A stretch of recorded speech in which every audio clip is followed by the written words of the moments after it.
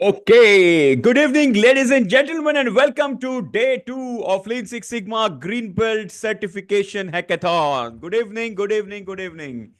Superb. So, like our 80-20 principle, there is a rule of memory. The rule of memory says there is the another rule is called 86-14 rule. What is the rule? 86-14. 86-14 rule means whatever we learn, whatever we comprehend, whatever we read, whatever we understand, 86% of it we forget on the same day itself. Okay, so that's a surprising rule. So whatever we have learned yesterday, 86% we have already forgotten. So to recover that, we need to quickly recap whatever we have done. Okay, so quickly, can you just in the chat whatever we have covered in day one? Okay, it can be random order topics, right? Define phase, major phase, whichever topic you have. Okay, you can recover. Can you just quickly type one topic each? Fatafat. Superb. Vocabulary of Lean Six Sigma. Very good. So we got introduced, then got vocabulary, SIPOC, the DMAC framework, Kano model, SIPOC, strategic forces. Very good. Keep typing. Keep typing. Very nice. DMAC, mean, mode, median in the statistical part in, and we are going to go next today. RACI metrics, responsible, accountable, consulted, informed, and vocabulary. Yes, so VOC, VOP, the specification limits, all those stuff we covered. Your project selection, so external project selection from voice of customer, and the internal project selection, which is through our yield, right? Descriptive statistics and inferential statistics. Very good. Voice of customer, voice of design. Voice of design, nothing but our specification limits. Process mapping. So it's a broad level process mapping, which is called SIPOC, supplier input, process output, and customer. Yes, Pareto chart. Pareto bhi kiya tha kya kal? Pareto, हाँ. So Pareto we just touch upon where we discussed about the prioritization of the project in the painting department, if you remember, just to prioritize. So today we'll do a Minitab exercise on Pareto. So that, okay, stakeholder analysis, very nice. Bell-shaped curve. So we understood the bell-shaped curve, which is coming from the normal distribution. And if you remember mean, mode, median, okay, multimodal, bimodal distribution. Yes, remember that, all those stuff. Mean is the average, median, mean mode meaning the maximum frequently occurring value, and median meaning the value. If you arrange the data into ascending or descending order, the value which comes in the center, it's called as the median, correct? Yes, then percentile and quartile. How many of you remember percentile and quartile? Remember that? Super, super, amazing. So done. Sabko recover ho gaya, whatever we have. Then range, variance, and standard deviation. That's the most important stuff. We are learning Six Sigma. Sigma meaning standard deviation, right? And if you remember, so see, mean, mode, median are for the central tendency, where variance, standard deviation, and the range basically depicts the spread of the data, the variation of the data. Clear, everybody? Just give me yes in the chat box. Super. Now the people who have taken admission yesterday and the people who have taken admission today, hope you guys have the you guys have downloaded the Minitab software, and you are ready to do the Minitab exercises. Okay, the people who don't have the not yet taken the admission, okay, team, can you just give the link which was shared yesterday? I'm just sharing the link once again. Okay, you can just do the needful quickly and get the access and start, So here we go. So what we'll do is we are going to start with, let's say, Pareto analysis. Okay, so I'm just sharing one file with you guys. You can check out in your chat. There is a file called Pareto analysis, Pareto chart. The same file I have shared twice. Just open that file and we will first do the Pareto exercise hands-on. Okay. Today we are in the major phase. And once we collect the data, how do we basically do the Minitab exercises? That is something which we are going to learn today. All right. Okay, yeah. But before that, let me just take a quick 10 minutes session on one more topic which is required. Okay. Couple of more topics, not one, couple of more topics. Yeah, you can share the link, by the way. Yeah.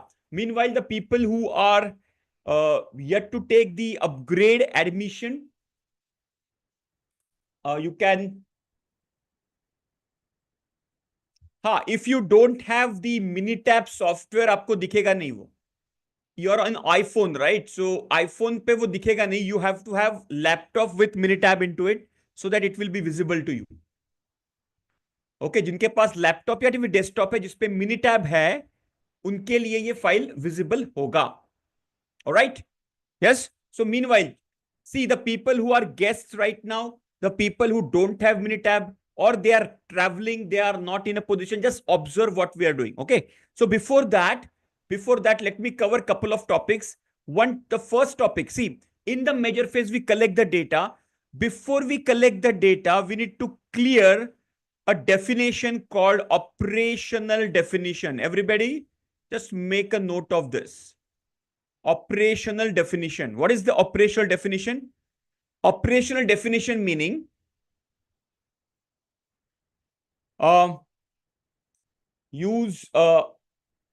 okay. So in that case, I will share. Okay. So first, let me cover all these points. Then I will share the files once again. Okay. Yeah. Let's cover these couple of points, which is operational definition. And there is second point, which is called measurement system analysis. I will cover briefly because they're important in the green belt curriculum. Okay. So operational definition meaning, let's try to understand this. Imagine the, the Airport Authority of India wants to check, let's say, which what you can say, aeroplane company or carrier company, I would say, is highest on-time departure rate. Okay, understand this. So let's say, for example, there are 3 to 4. Let's say there is, let's say, SpiceJet is one. Okay, there is Air India is one. Okay, there is maybe Akasa is one. And which one? Which one is an Indigo? Okay, Indigo is one. All right. So these are, let's say, 4 aeroplane carriers. So these carriers, they ask them to collect the data. Now understand, so this is, we are talking about on-time departure, or I would say takeoff, let's say takeoff, on-time takeoff. Now SpiceJet says, now understand this, huh? SpiceJet says,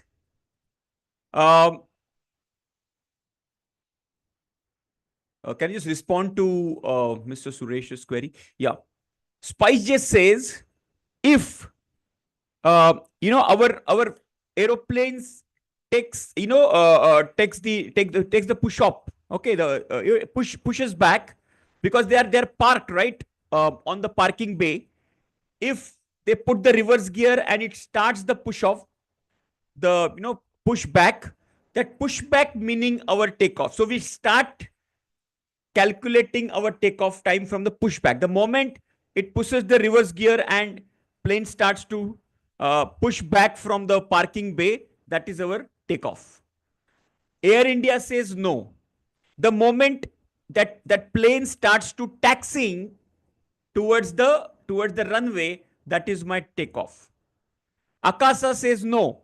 The moment they reach, the plane reaches to the takeoff, what you can say, that strip, right? So the moment the plane reaches to the strip, that is our takeoff. Indigo says runway. I was looking for the word runway. The moment plane reaches to the runway, that is the takeoff. And Indigo says, no, the moment the aeroplane actually lifts, okay, from the ground, that is the takeoff. Now, everybody's definition is different. Are you understanding this? Just give me yes in the chat box. If they collect the data, will it be an apple to apple comparison? Will it be apple to apple comparison? Type yes, no in the chat box. Will it be an apple to apple comparison if we collect the data like this? No, right? It will not be apple to apple comparison because everybody's definition is different. Are you understanding? So while collecting the data, we have to have some standardization.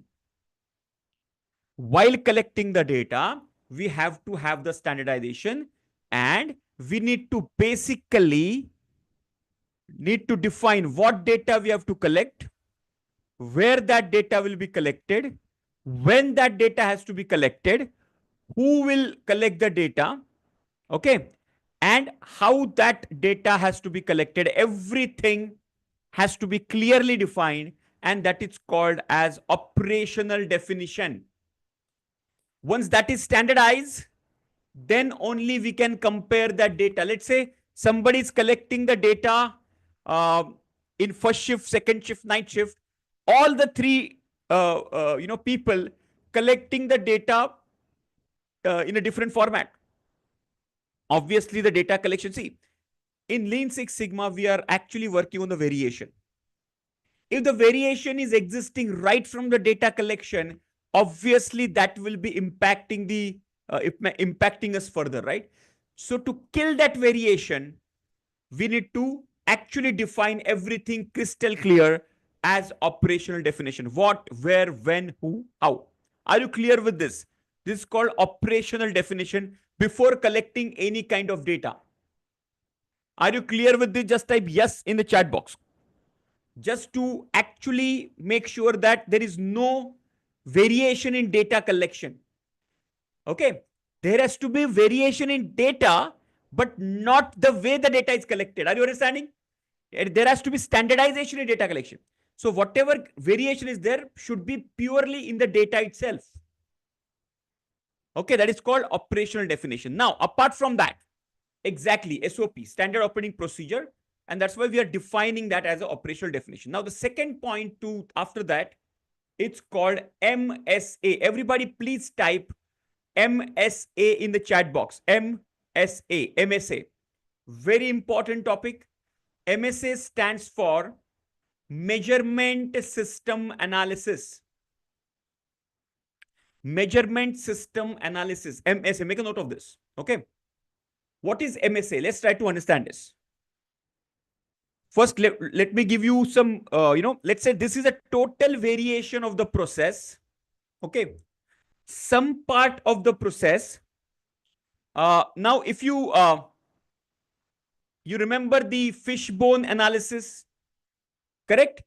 What are the 6 M's here? Man, machine, method, material, then mother nature, and there is one M that is called as measurement.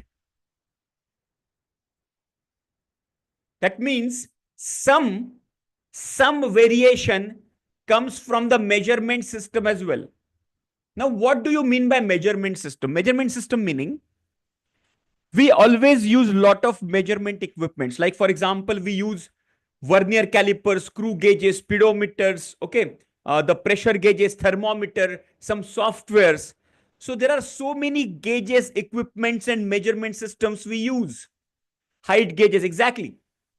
Now, those gauges also can produce some variation in the reading. Understand this? And that is where we need to quantify. So what does MSA do? It quantifies. So MSA is to quantify, make a note of this, to quantify variation induced because of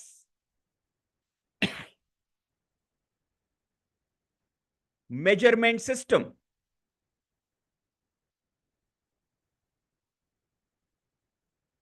So what is MSA? MSA is a process to quantify variation induced because of measurement system. That is called MSA.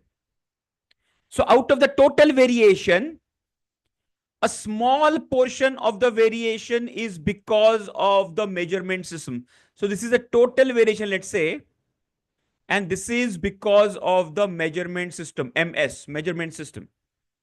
And that quantification is done through this MSA. Are you clear? So we want to know beforehand that how much variation is coming because of the measurement system. And that quantification is done by measurement system analysis. Are you clear with the basic fundamental of this? Just give me yes in the chat box. Yes? Very good. What kinds of measurement equipments are you using in your process? Type in the chat box. What kinds of measurement equipments you are using right now in your processes and system? Yeah. CMM, vernier. Okay. What else? Measurement tape. Very good. Yes. Measurement tape also is a very good. Micrometer, thermometer, weighing scale, transmitter, pressure gauges, RTDs. Very good. Vernier, bore gauges, taper scale, response time. Yeah. So there are some softwares also we use.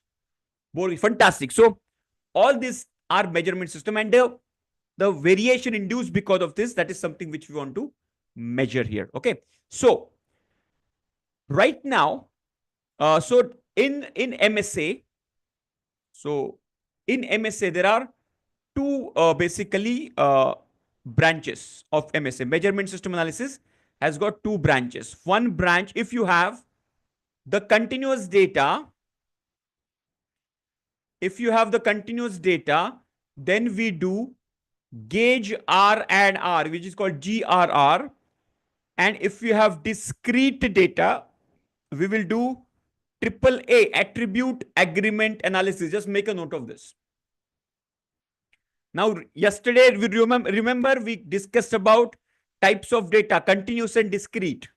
Continuous data which can be measured on a continuous scale, and discrete data which can be counted, which cannot be measured. So continuous data can be depicted on a, with the help of decimals. Okay.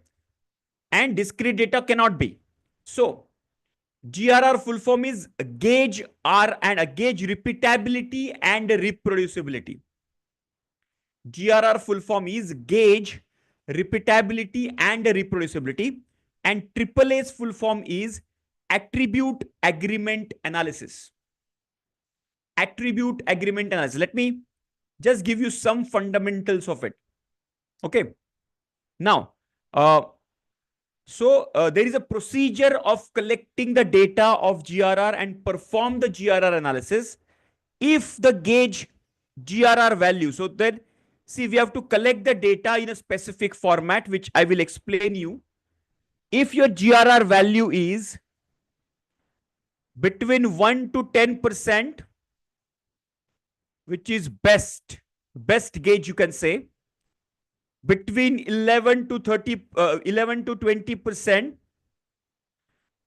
or you can say 11 to 30%, still acceptable, and 30% and above 30%, we can say, the gauge is rejected. In case of AAA, attribute agreement analysis, we collect the data. AAA's full form is attribute agreement analysis. Attribute agreement analysis. That is the full form of AAA. So in case of AAA, we collect the data, we put the data in the Minitab software, and software will give us kappa value, KAPPA, which is the name of a scientist or a statistician, not scientist, statistician. And similar to this, they have the range of, if the values are between,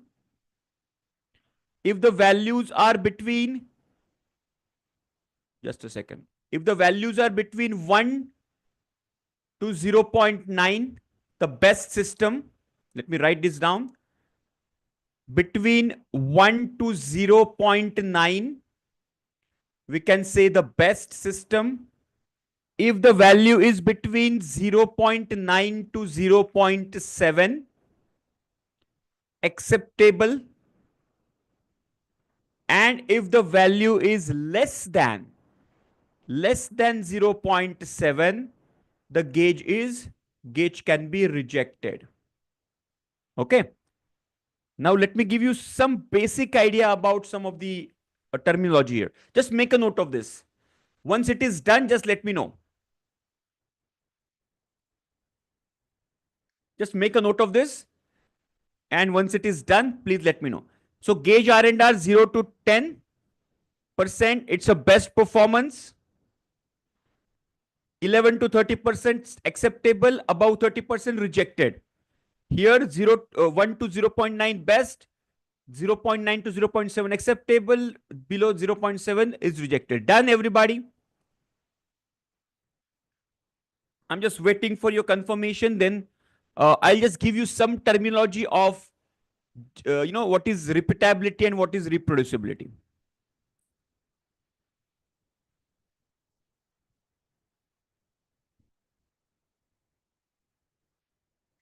Now this basically is conducted, okay, started and conducted in automotive industry and other manufacturing industries as well. Of course, the AAA can be done in service industries as well. Okay. Now, there is a global body in the automotive sector called AIAG. AIAG. AIAG stands for Automotive Industry Action Group. Automotive Industry Action Group. That is called AIAG, Automotive Industry Action Group. According to their what you can say, standards. Okay. Let's say I want to check the diameter of this pen. Okay. Group. Automotive Industry Action Group. Okay. Now it's a basically American body. There is another German body which is called as VDA, and the full form is in German, so it's not an English full form. VDA is a body from the Germany. AIAG is a body from US. Okay. So these automotive companies basically publish some standards used in the automotive sector. Okay. So let's say, for example, this is the pen. I want to measure the diameter of, let's say, pens, right? And I want to check whether while measuring the diameter, what variation it is getting, right? So what I will do, I will take 10 samples. Okay. So what is the standard they are saying? You need to take 10 samples. 10 samples. Okay. And then we have to take 3 readings for each sample. 3 reading for each sample. So one pen, you have to measure the diameter 3 times. And not only one person, 3 people have to be used. Okay. And 3 people will be used into this. So 10 into 3 into 3, the total 90 data points we will collect. So we'll collect 90 data points. In the black belt level, we do practical exercise of how to collect the data, how to do analysis, how to basically, what you can say, convert this into GRR as well as kappa value. Okay. So in the green belt level, there is just awareness of this.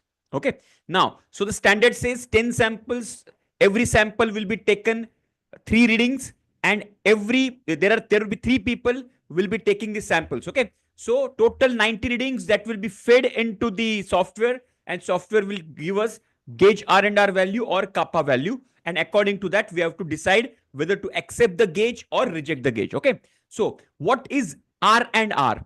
So R&R एक बार लिख लेते हैं. First R stands for repeatability. Let's just for your information, repeatability. Okay. What is repeatability? Understand this. If the same sample same sample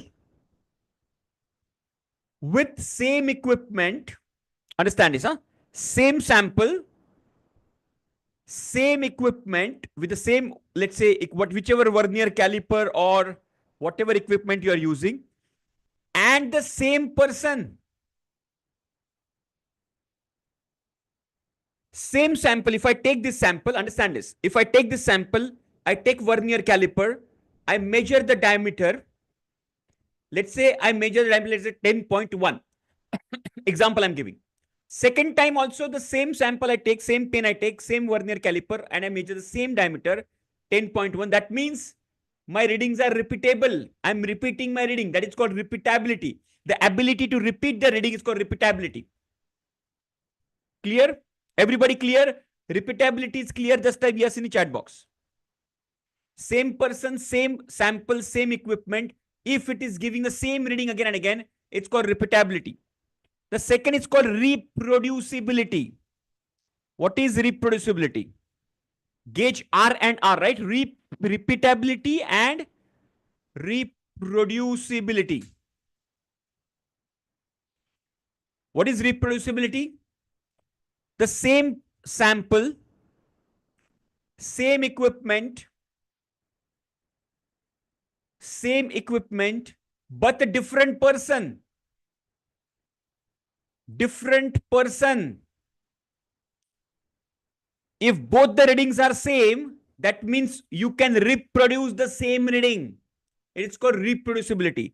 So we check the repeatability, we check the reproducibility, and then there is a calculation, there is a formula to calculate GRR value, and accordingly, software will give us the value. Clear, everybody? And this is called measurement system analysis. This is just an overview in the green belt level. That's what I covered these topics before we go for the Minitab exercises. Done? Understood this? So have you understood the operational definition and MSA introduction? In the black belt level, we go deeper into the concept, practical, and and in the calculation as well. Different person reproducible. Exactly. Very good. Very good. Super. Okay. Now let me just go ahead and share that Minitab file once again.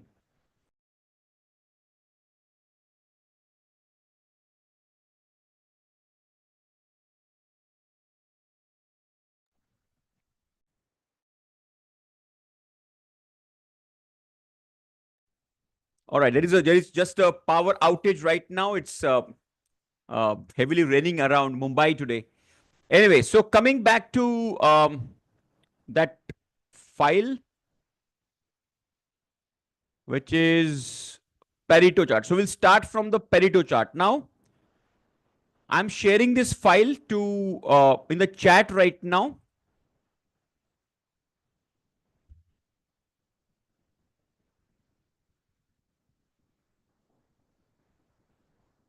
Okay, once you open the file, let me know in the chat box. Okay.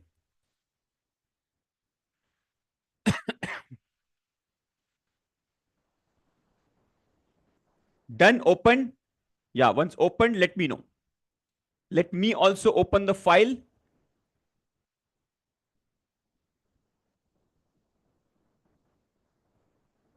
Yes, so let me also open. Okay, how many of you attended our Minitab data visualization, which I covered, I think, on Saturday or on last Monday, last week only? You just have to click on the file. It will open the Minitab as well. It's a Minitab file only. It's a Minitab worksheet. So it will open the Minitab file itself. Just double click on that. It will open. Provided you have installed the software.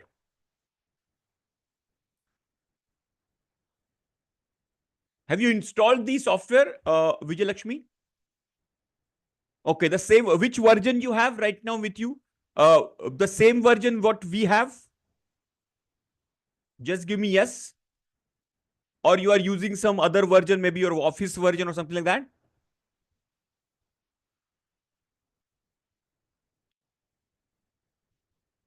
If our version you are using, then there should not be any challenge.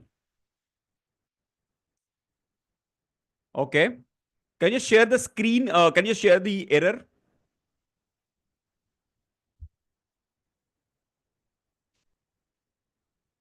Yeah. Meanwhile, just observe here. Okay, observe here. And उनको अपना WhatsApp number भी दे दीजिए उनको, so that yeah. Meanwhile, you can just share that on the mentor's number as well, so that we will figure out what is the challenge. Okay. Now understand this, guys. This is let's say a fruit exporter, and a fruit exporter is getting some customer complaints like the peaches. Okay, peaches is the fruit they are exporting, and they are getting some complaints like, the some of the fruits are bruised, undersized, rotten, underripe, wrong variety, and wormy. So they want to identify what are the biggest contributor. 80-20 principle everybody knows, right? So how do we basically do this? Go to stat quality tools Pareto chart. Can you just follow this? Stat quality tools Pareto chart. Stat quality tools Pareto chart.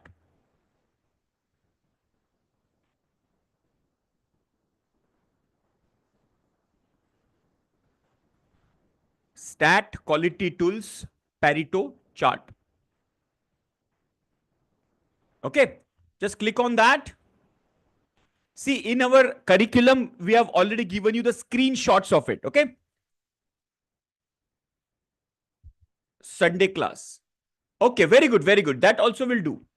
That also will do. That file also will do. Yes. Any file will do. Okay. So then in the defect, just type problem and the frequencies type pitches lost. Okay. Now there is an option called combine remaining defect into the category after this 95%. So this we have to use. Okay. Uh, when we have huge number of the problem list. Okay. Right now we have only 6, right? So we just have to select do not combine. Okay. And click on OK. So let me show you once again. Go to stat, go to quality tools, Pareto chart. Stat quality tools, Pareto chart. Stat quality tools, Pareto chart. Okay. Once click on that, in the defects, select column, select problem. In the frequency, select pitches lost, and click on do not combine and click on OK.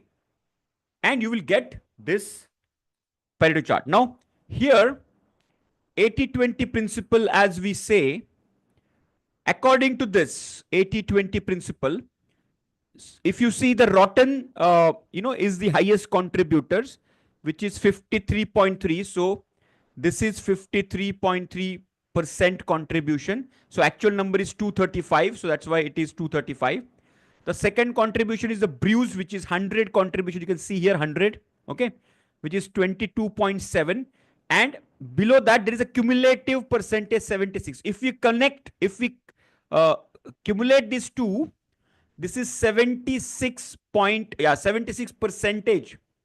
If we only focus on these top two and let's say take some action and eliminate this defect, we can actually eliminate 76% of the defect from the system. Are you clear? Just type yes in the chat. Are you clear, everybody? Just type yes. So if we only focus on the top two here, instead of focusing on every defect, just focus on the critical ones, you will get the maximum impact. Focus on 20% to get 80% impact. See, every time you won't get the, what you can say, exactly 80-20. And there is nothing called 80 and 20, 80 plus 20, 100. ऐसे नहीं है. It can be 15%, 90%. It can be 10%. It can be a different percentage. Okay. Why you are seen in the bottom of the screen? Am I seen in the bottom of the screen? I've got two screens and all the screen. It's a setting in your Zoom actually. There is a setting in your Zoom. You can change the layout of, of that. Okay. So there is a setting over there. Are you clear? Pareto chart is clear.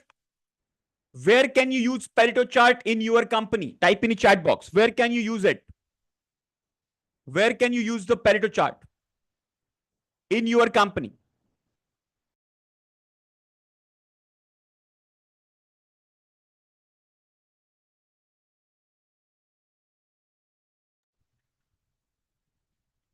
So quality reports, very good.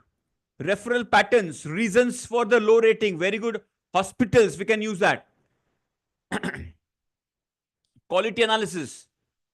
Understand which parameter is giving major contribution in quality percentage. Very good. Identify potential defects. Production bugs. Very good. Defect analysis. Superb. Superb. Superb. Clear? Yeah.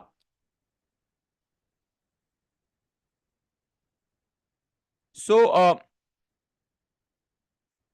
Prem Shankar ji, what I would suggest, there must be some glitch. Why don't you log out and log in once again?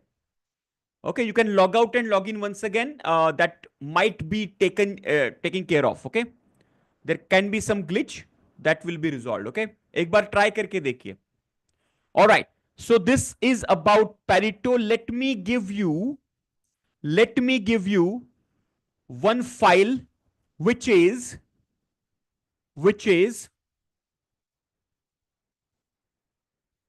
okay. This is the file name called process capability normal. Undersize. If you consider undersize as well, you are catering to 90, almost close to 96%, 95.7, very huge. So if you can do that would be great. Okay. Yeah. Meanwhile, just open this file which I'm sharing with you guys in the chat. Okay. Let me also open.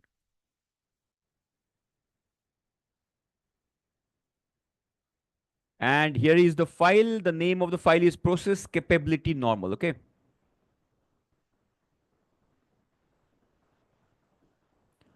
Super.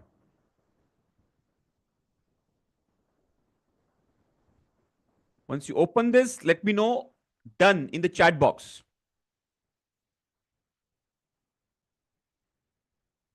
Just type done in the chat box once you open this file. The file is actually about chocolate weights in grams. So we'll do a lot of, with the same file, we'll do a lot of exercises now.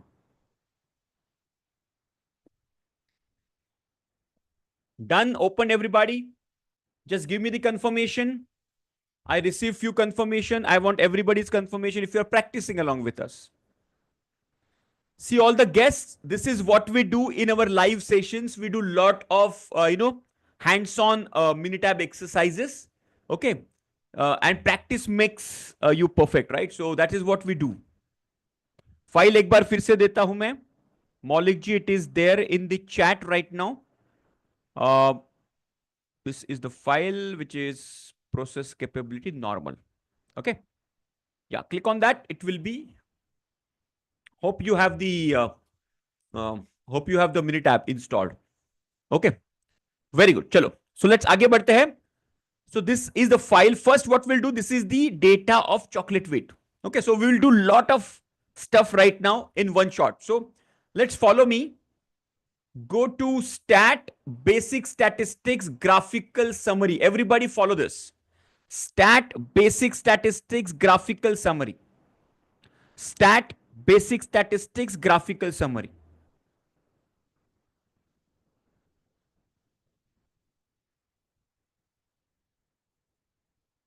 Yes. Done. Stat, basic statistics, graphical summary. Just click on that. Select chocolate weight in variable. Just double click on chocolate weight and say, okay, that's it. And you will get this summary. Everybody got this? Just type yes in the chat box.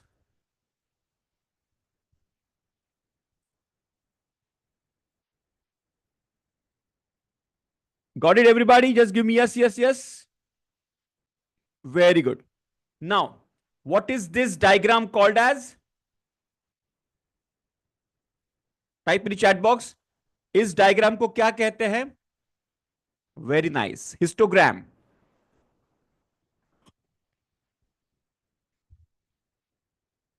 Correct. See, gram meaning graph. Histo meaning historical. Historical data, the graphical representation of historical data is called histogram. So, this is the frequency distribution diagram. Okay. Now, look at this graph. This graph is called as box plot. Make a note of this. Box plot. Okay. Now, what is box plot? You will not understand. But if I tell you something right now, you can easily understand this. Now, this is the lowest value of the data. This is the first quartile. This is the second quartile. And this is the third quartile. And this is the highest value of the data. Can you just correlate of our yesterday's quartile, what we discussed? Just type yes in the chat box. How many of you can correlate now? Lowest value, first quartile, second quartile, and the third quartile. And the second quartile is also called as median, if you remember. Correct? So this is called box plot. Coming on to this part over here, this is called normality test. Okay, if the p-value is greater than 0.05, then the data is normal. So in this case, it is 0.256. Okay, 0.2. So it is obviously this is showing normal distribution. So even our histogram is also showing a normality curve, more or less. And here is a confirmation. Normality test is confirming that yes, this data is normally distributed. Okay. Now coming back to mean. Mean, everybody knows range. Mean means average. Yes, mean, mode, median. Correct? See, everything we discussed yesterday is coming here. Standard deviation, variance. Variance is sigma square. Remember that, everything? Correct? Skewness and kurtosis. That is something which we will discuss when we will go in the black belt level. Okay? Skewness and kurtosis. Skewness is nothing but, is there any kind of skewness into this, like this? Okay? If it is not symmetrical, if it is skewed, that skewness also is measured. Then kurtosis basically is basically showing the pickedness of the data. If it is, medium flat curve, very flat curve, or very much, like that. So this is basically shown by the kurtosis levels. Okay. This n is equal to number of data points. Then this part is exactly showing what I have mentioned here. The lowest, the minimum value, first quartile, second quartile, which is median, third quartile, and maximum. Are you clear with this? Just type yes in the chat box. Are you clear, everybody? Super clear? Now, this entire part, let me just remove this.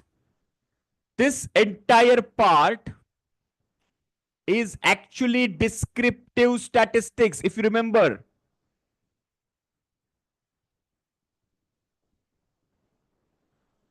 If you remember, I gave you example of 5 overs score, 5 overs, 40 runs, 1 wicket.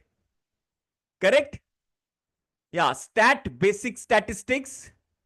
And you just have to, I'll tell you, but just a second.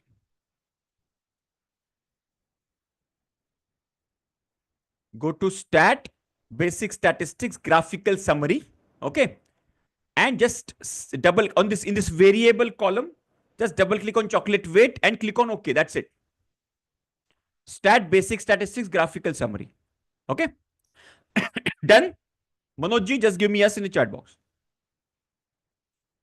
And you will get this complete graph. Okay. So this, as I was saying, it is descriptive statistic. This is about sample. Done, right? Very good. This is about the sample we have. So we have sample of 120. Here, this is called inferential statistics. What is this? from the sample of 120, we are predicting about the population. So inferential is about population. Inferential is about population. Okay. So here what we are saying is, let's say 95% confidence interval of mean. What does it mean? It means with 95% confidence, we can say that the mean of the population, the average of the population, see, the average of the sample is this 42.106. So what will be the average of the population? So we can, with 95% confidence, we can predict that the average of the population will lie between 41.808 and 42.403. ये दोनों के बीच में average होगा. What about median? Median is 42.100. You can see here median. If the median is 42.1, which is from the sample we are saying, what about the population median? So with 95% confidence, we are saying that the median of the population will lie between 41.58 to 42.32. Same goes with standard deviation. Standard deviation is 1.645. With 95% confidence, we are saying the standard deviation will lie between these two values. Are you clear? This is called, we are inferring about the population. It is a projected score in a cricket match, like a projected score. Are you clear with this? Just type yes in the chat box. Are you clear? Everybody? Ha. So there is a formula behind this. Okay. ये calculate करने के लिए formula है, but it is not covered in our green belt curriculum. Okay, it is covered in our black belt curriculum. So whenever we'll go advanced, I will explain you with the formula as well. 95% confidence interval. Clear hai? Super clear? Okay. Yes. So this is about the graphical summary.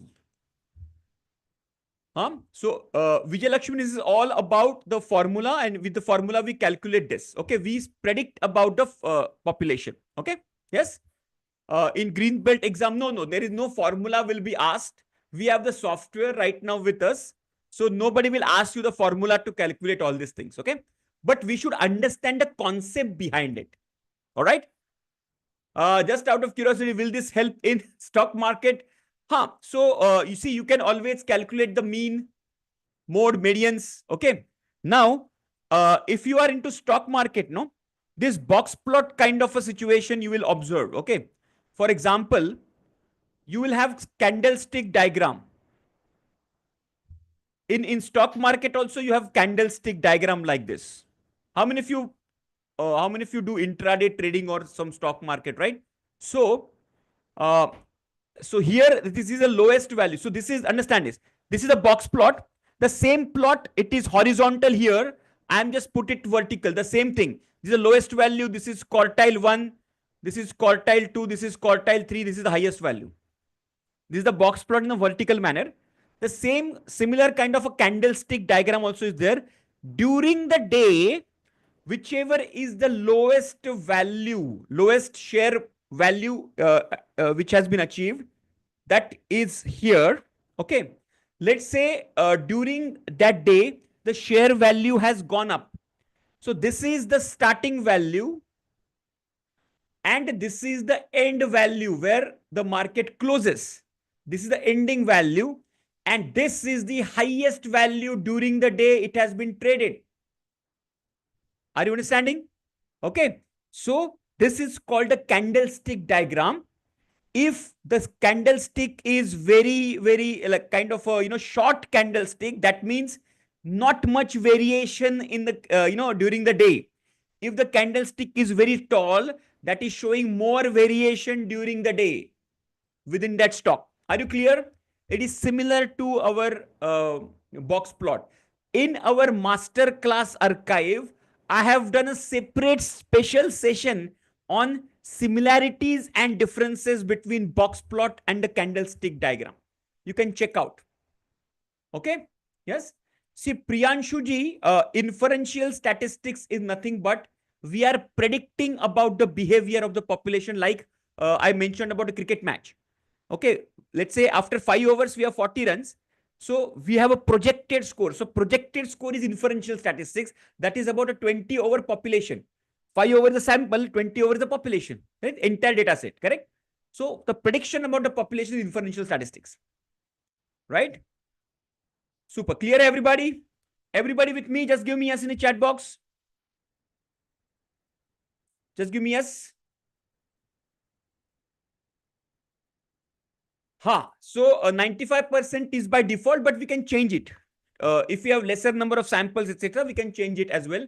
If you have more samples, we can increase it as well. But by default, standard is 95%. Okay. Chalo. So next tool dekhte hai. How do we calculate the time series plot? Okay. Just go to graph, and from the bottom, fifth option is time series plot. Can you just go to graph, and the fifth option from the bottom is called time series plot. Can you just click on that? I repeat again, go to graph. Fifth option from the bottom, time series plot. Click on that. Simple with group, etc. Just select simple. In the series, just select chocolate weight and say okay.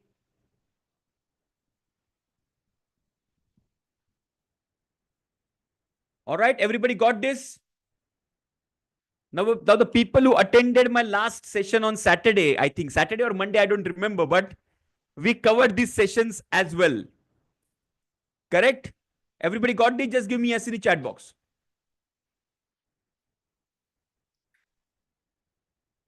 Super. Now just observe very closely. Observe this very closely.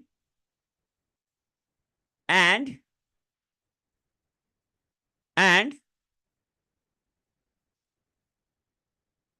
tell me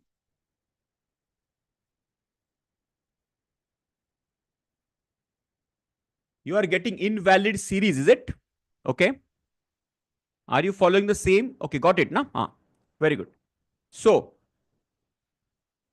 now, what is the observation of this? What is your observation? Type in the chat box quickly. What are you observing? Just observe this graph a little closely for maybe 20 seconds, 30 seconds, and tell me what are your observations. This is the same process of making the chocolate, and they're just checking the weight of the chocolate. The time is on the x-axis and the weight is on the y-axis. Lot of variation. Variation after the second quartile. That's the good observation. Change of pattern. Fantastic. Can you just observe huge variation? So what are the big observations here? Huge variation on the top, huge variation on the bottom. Okay. Especially after, understand this, especially after around something around 40, 50, around 50th data point.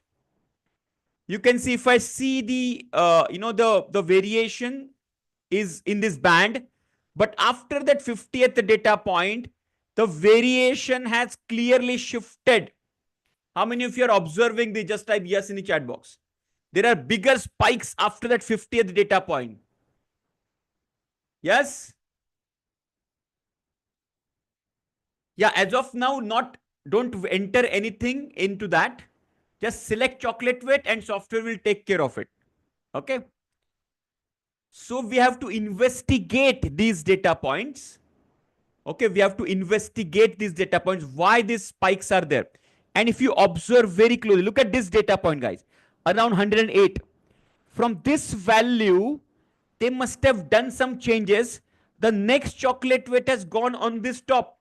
So earlier it was around 38 grams and it has shot to 46 grams. Are you understanding? Yes?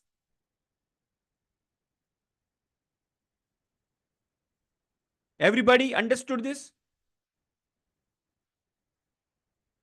See, time series plot को आपको select करना है Manoj ji. Time series plot में simple में जाइए.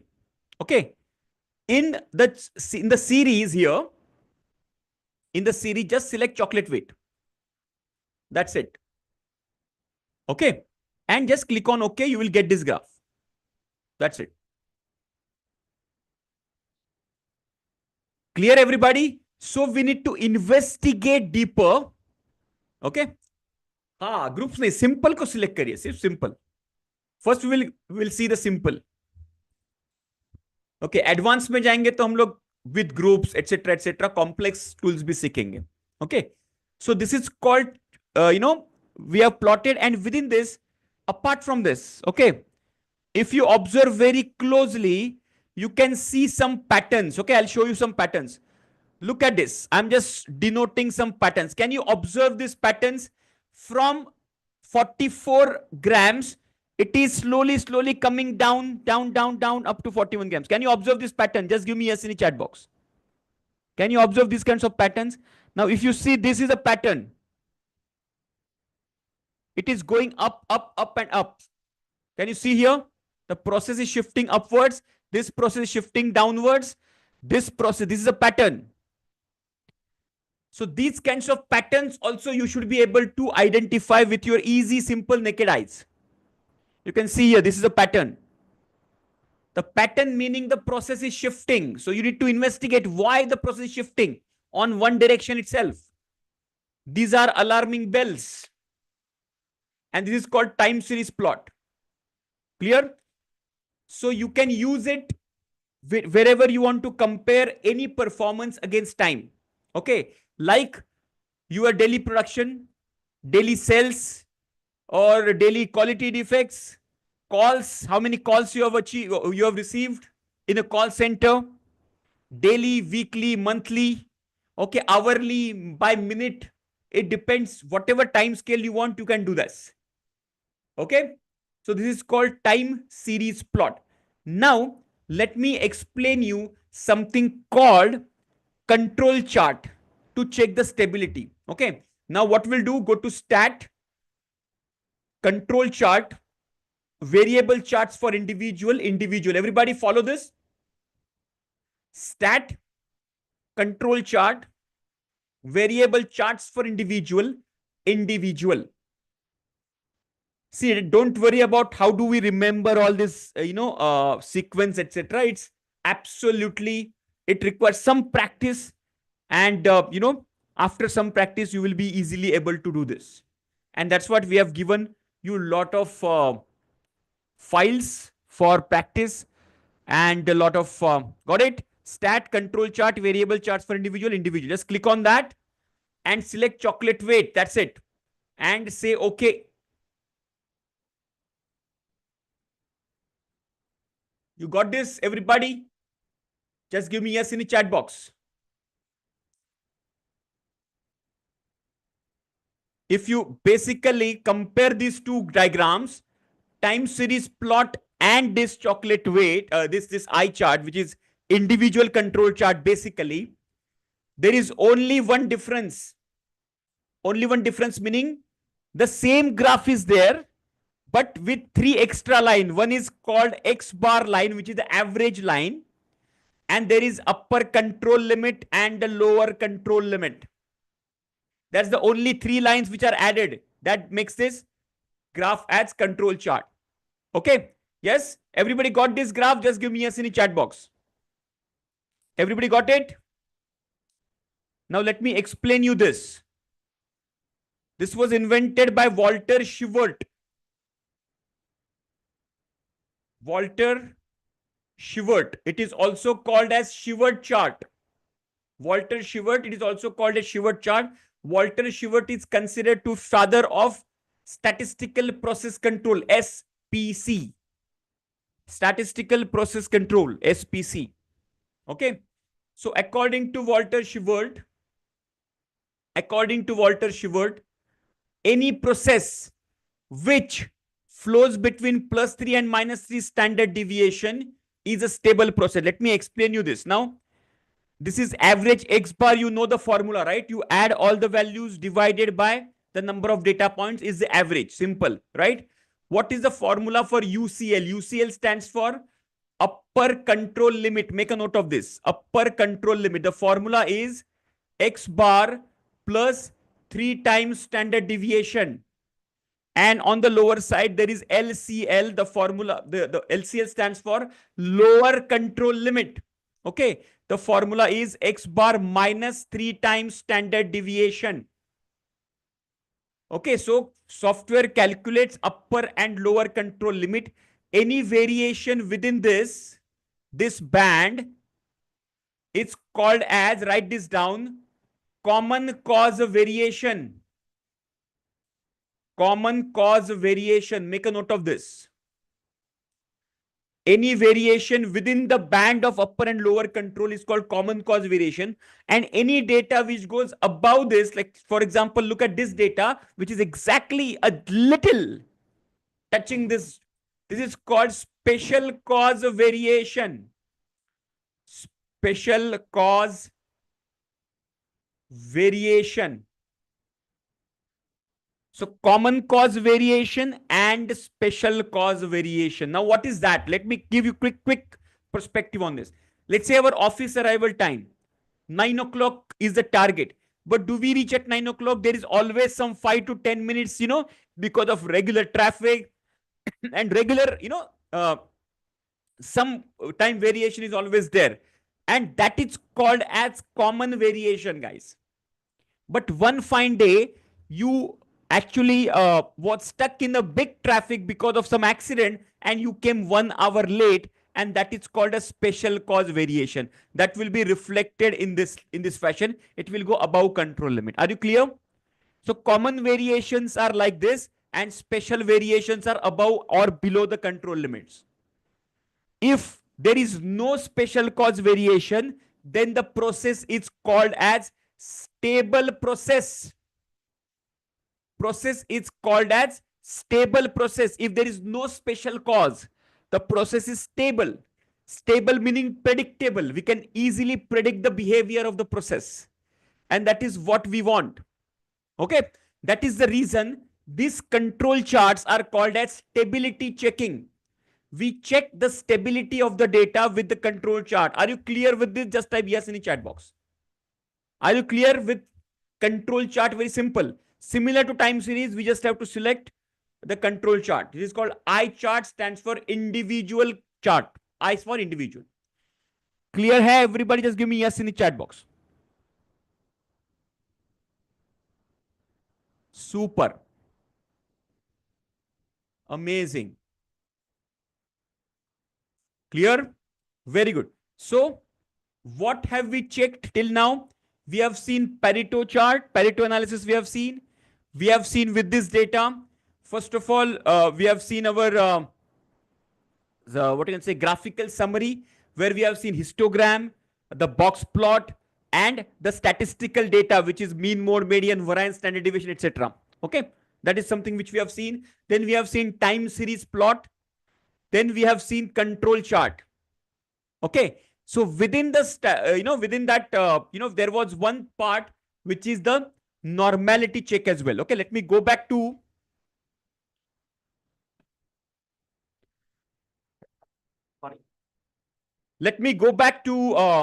the graphical summary quickly.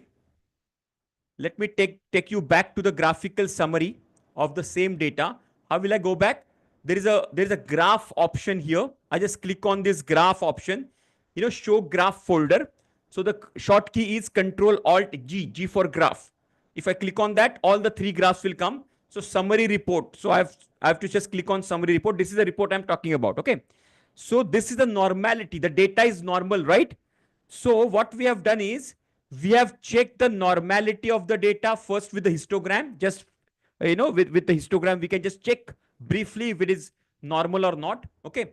And then this is the Anderson-Darling normality test. What we have done, where the p-value was greater than 0.05. So we have done normality. We have done stability. So now understand this, everybody, guys. Just type S, N, and C in the chat box. S, N, and C. Everybody just type S, N, C in the chat box. S, N, C. S, N, C. S stands for stability. N stands for normality. And C stands for capability. Everybody? SNC stands for stability, normality, and capability. Remember this sequence. First, we check the stability. Then we check the normality. And after stability and normality is done, then we check the capability. Okay. So in the green belt level, stability, normality, capability is clearly, followed. In the black belt level, we go deeper into if stability is not there, what do we do? If normality is not there, what do we do? That is something which we cover in the black belt level. Okay. Yes. So, and then the capability. Capability is nothing but what is my Z score? Let's say when we say 6 sigma process, this 6 number is my Z score actually. Okay. If I have 4 sigma process, the 4 is my Z score. So what is my current process capability? This indicates my process capability. So now we will check our current process capability right now. Okay. With the same example, how do we calculate process capability? We will basically put some specification limits. Okay. To like this, we'll put some specification limits and we'll see how many data points are going beyond the specification limits or they're fitting into the specification limit. And accordingly, we will calculate the Z score. Okay. So how do we do that? Let's say, so we'll go to stat, quality tools, capability analysis, normal. Everybody follow this path. Stat, quality tool, capability analysis, normal. Stat, quality tool, capability analysis, normal. Everybody follow this.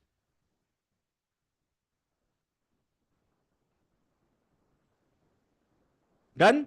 Just click on normal, stat, quality tool, capability analysis, normal. Click on normal.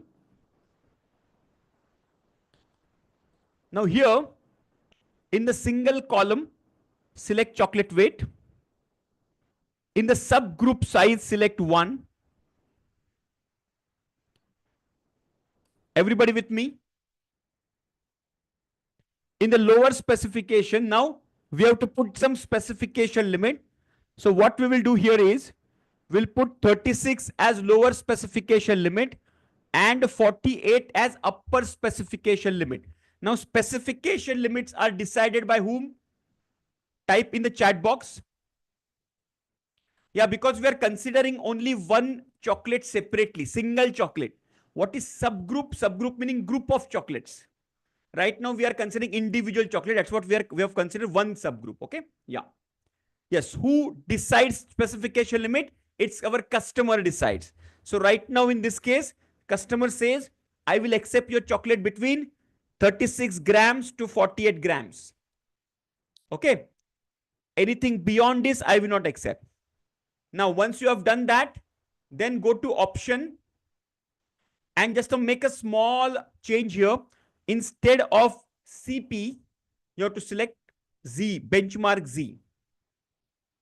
Where is that? There is an option tab over here on the right hand side, top corner. Third tab is option. Just select benchmark Z and say OK and say OK. And you can see here, your benchmark Z here is 3.93. That means your current process capability is 3.93 sigma process. And you can improve towards 6 sigma level. There is a huge scope. So very close to 4 sigma process, you can say. Are you clear? Just type yes in the chat box. Everybody got this? Everybody got this value? 3.93 sigma. Just give me yes in the chat box. If you put 36 and 48, you will get this. Okay? Clear है? कोई doubt है? So this is how the process capability is basically checked. Now this is for the continuous data. CP and CPK also you can see. So there are two ways, right? CP is process capability, potential process capability. CPK is process capability index, correct? So before 6 sigma, people used to calculate process capability with this CP CPK value. Now after 6 sigma, they have started putting the Z score, which is the sigma value, right? Now let me repeat once again this entire process. How do we arrive here? Go to stat, Just follow here. Quality tools, capability analysis, normal. Prashant ji, just follow this process. Stat, quality tools, capability analysis, normal. Okay. Once you click on normal, why normal? Because we have checked the data is already normally distributed. P value is greater than 0.05, right? Okay. So, yeah, now we will check CP as well. CP को भी select करते हैं, ठीक है? अभी CP को दिखाता हूं मैं. तो normal को select करो. Then here, in the single column, select chocolate weight. In subgroup size, select 1. Lower specification 36, upper specification 48. And go to option. It is benchmark Z. Now I am going back to CP. Okay, let's select the CP. Okay, and click on OK. And click on OK.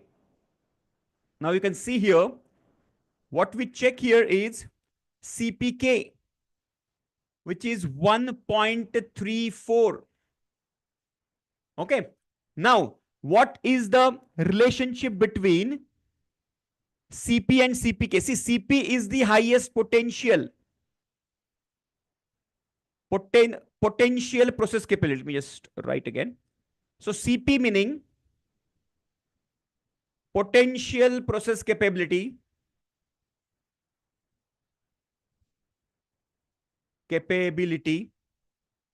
And CPK meaning the process capability index.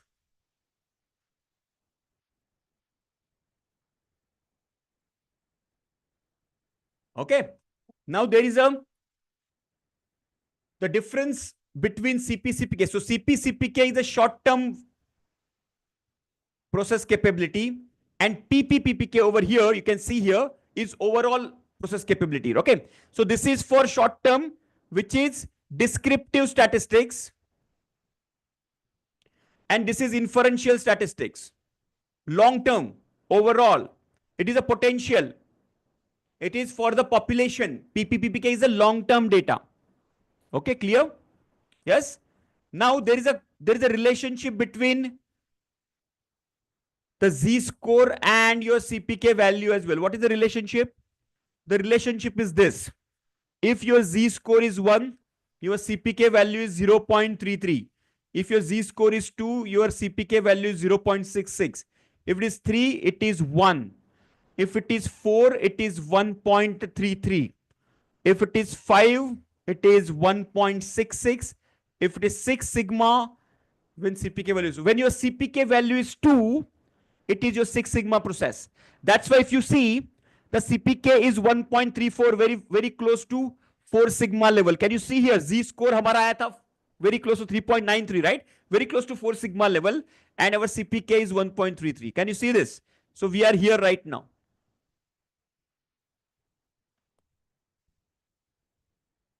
Got it, everybody? Just give me yes in the chat box.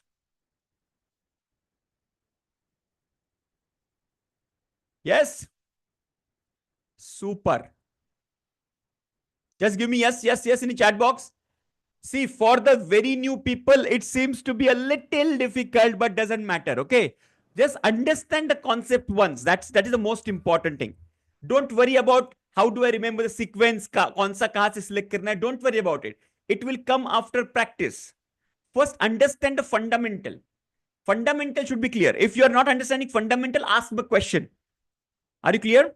Yes? So when our process, the Z score is 4, we say that my process is a 4 sigma process. When my Z is 5, that means I will say my process is 5 sigma process. When my Z score is 6, I will tell that my process is 6 sigma process. Clear hai? This is how this is calculated. Now, this is about the continuous data. But what about the discrete data, guys? What if you have discrete data? Okay, so in case of discrete data, we have something called DPMO. Okay, if in case of discrete data, we have something called DPMO process. What is DPMO? Defect per million opportunities. Defect per million opportunity. Now understand the sequence. Earlier, we used to calculate percentage rejection. Just try to understand this. Percentage. What is your performance? What is your percentage? So it was percentage. Later on, it became per million, which we call it as parts per million. How many parts rejected in a million? That is called parts per million. Yes. And after Lean Six Sigma arrived, we are not doing parts per million. We are doing DPMO. Let's try to understand the difference between these two. This is on defective and DPMO is on the defects. I will give you the example and the difference over here. Okay. Rejection also is on the defective. Okay, just write this down. I will explain you. So earlier we used to use percentage rejection. Then we started PPM rejection per billion instead of per 100. We started per million rejection. Now we are not using even per million, meaning per million only, but not defective. We are counting defects. How many defects we are there? Okay. Now understand this. Now understand this. Now, defective and defect. What is the difference between defective and defects? Let's say I am making, let's say I'm a shirt manufacturer. I'm making shirts. Okay. So shirt is one unit. Okay. Shirt is one unit. Let's say this is shirt. I'm making shirt. So shirt is one unit, right? Okay, good. Acha banaya maine shirt. All right. So this is I'm manufacturing, let's say, for example. All right. So one unit is nothing but one part. Part per million, meaning this is called part. Okay. One unit is equal to one part. Okay. This entire unit. Now, if any defect comes into that, that will make this unit or this part defective. So they will collect the data, and out of 1 million, how many shirts are defective? That is called as part per million defective. Are you clear with this? Just type yes in the chat box. Out of 1 million shirts, how many are defective shirts? How many are okay shirts? So how many defective? That is called parts per million. Are you clear? Just type yes in the chat box. You can also call it as DPPM. You can also call it as DPPM, defective parts per million. So DPPM and PPM are the same thing. Everybody got it? Just type yes in the chat box. Everybody got this? Just give me yes in the chat box. Everybody. Yahan tak samajh mein aaya? So let's say I'm making shirts. I'm checking out of 1 million, how many shirts are defective, and I'm counting them. Okay. So that is called DPPM or defective parts per PPM, parts per million. Okay. Now try to understand this. In the shirt, there could be multiple defects.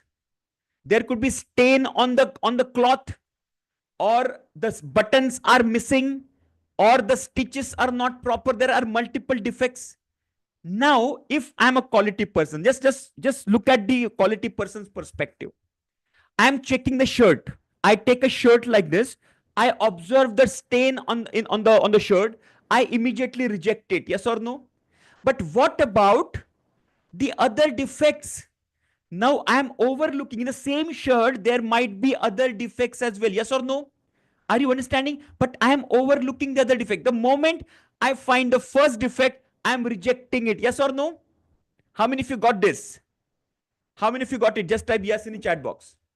So the moment I reject it, okay, so I will write the rejected because of the stain.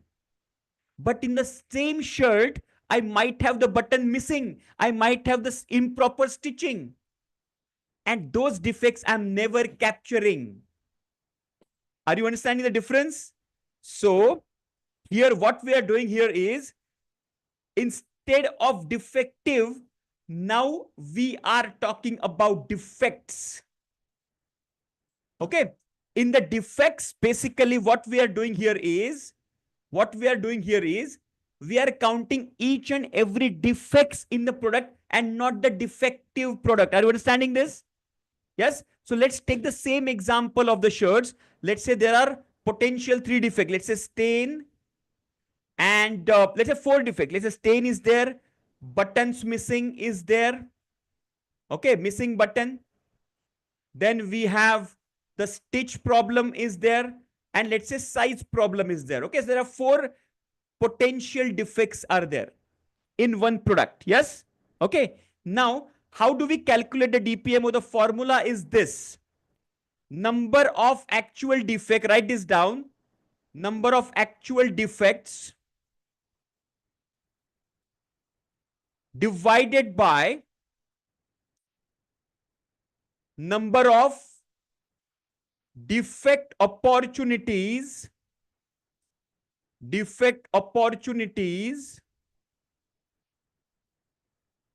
multiply by number of units. I'll give you the example. Whole multiply by 1 million, which is 10 raised to 6. Okay. I will explain you the formula. I'll explain the formula. Imagine I take 100 shirts. So number of units are 100. Okay. Now understand this. Number of units are 100. I check 100 shirts. Every shirt has got 4 defect opportunities, which are stain, button missing, stitching problem and size. ये चारों में से कोई भी defect आ सकता है. So the total defect opportunities are 4. So number of defect opportunities are 4. So I'm writing here 4. Okay. And out of this 100 defects into 4. So total opportunity potential I have is 400, out of which I found only 20 defects. So I found 20 defects out of 400 potential defects. Whole multiply by 1 million. Can you just do the calculation and give me the answer quickly with the calculator? 20 divided by 400 into 1 million, which is 10 lakhs. Can you just give me the answer with the calculator right now?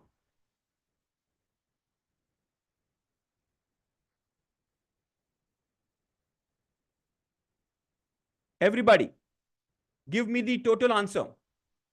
Number of units is total, no, number of total inspected units. Number of inspected units, okay? Number of units meaning number of inspected units, okay? Number of area where the product can be failed in qualities. Very good, yes, exactly. Yeah, what is the value? 50,000, is it? Everybody got 50,000 as a value? Just give me yes in the chat box. All right.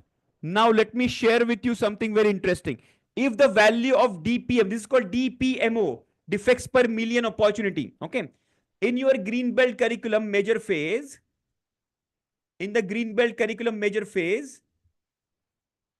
there is a table, conversion table given. Okay. Look at this conversion table. Here is the value of DPMO. So our value is 50,000, right? So you can see here 3.4 defects per million is 6 sigma. Understand this? If we have 230 defects, it is 5 sigma. If you are making 6,210 defects in a million, you are at 4 sigma level. Okay. Now look at this. Our value is around 50,000, right? So 50,000 is around 44 to 54 ke beech mein. Over here, right? So our sigma level is between 3.1 and 3.2. We can say our sigma level is 3.15 sigma. We can say that our process is 3.15 sigma process. Are you clear? So from DPMO, you can actually calculate the sigma level of the process as well. So calculate the DPMO with the formula, come to the conversion table and find out our sigma level. And during the project, we have to increase this number to 4 sigma, to 5 sigma, to 6 sigma. Are you clear with this? Just type yes in the chat box. This table is already available in measure phase of your green belt curriculum. GB, measure phase, process capability में available है ये.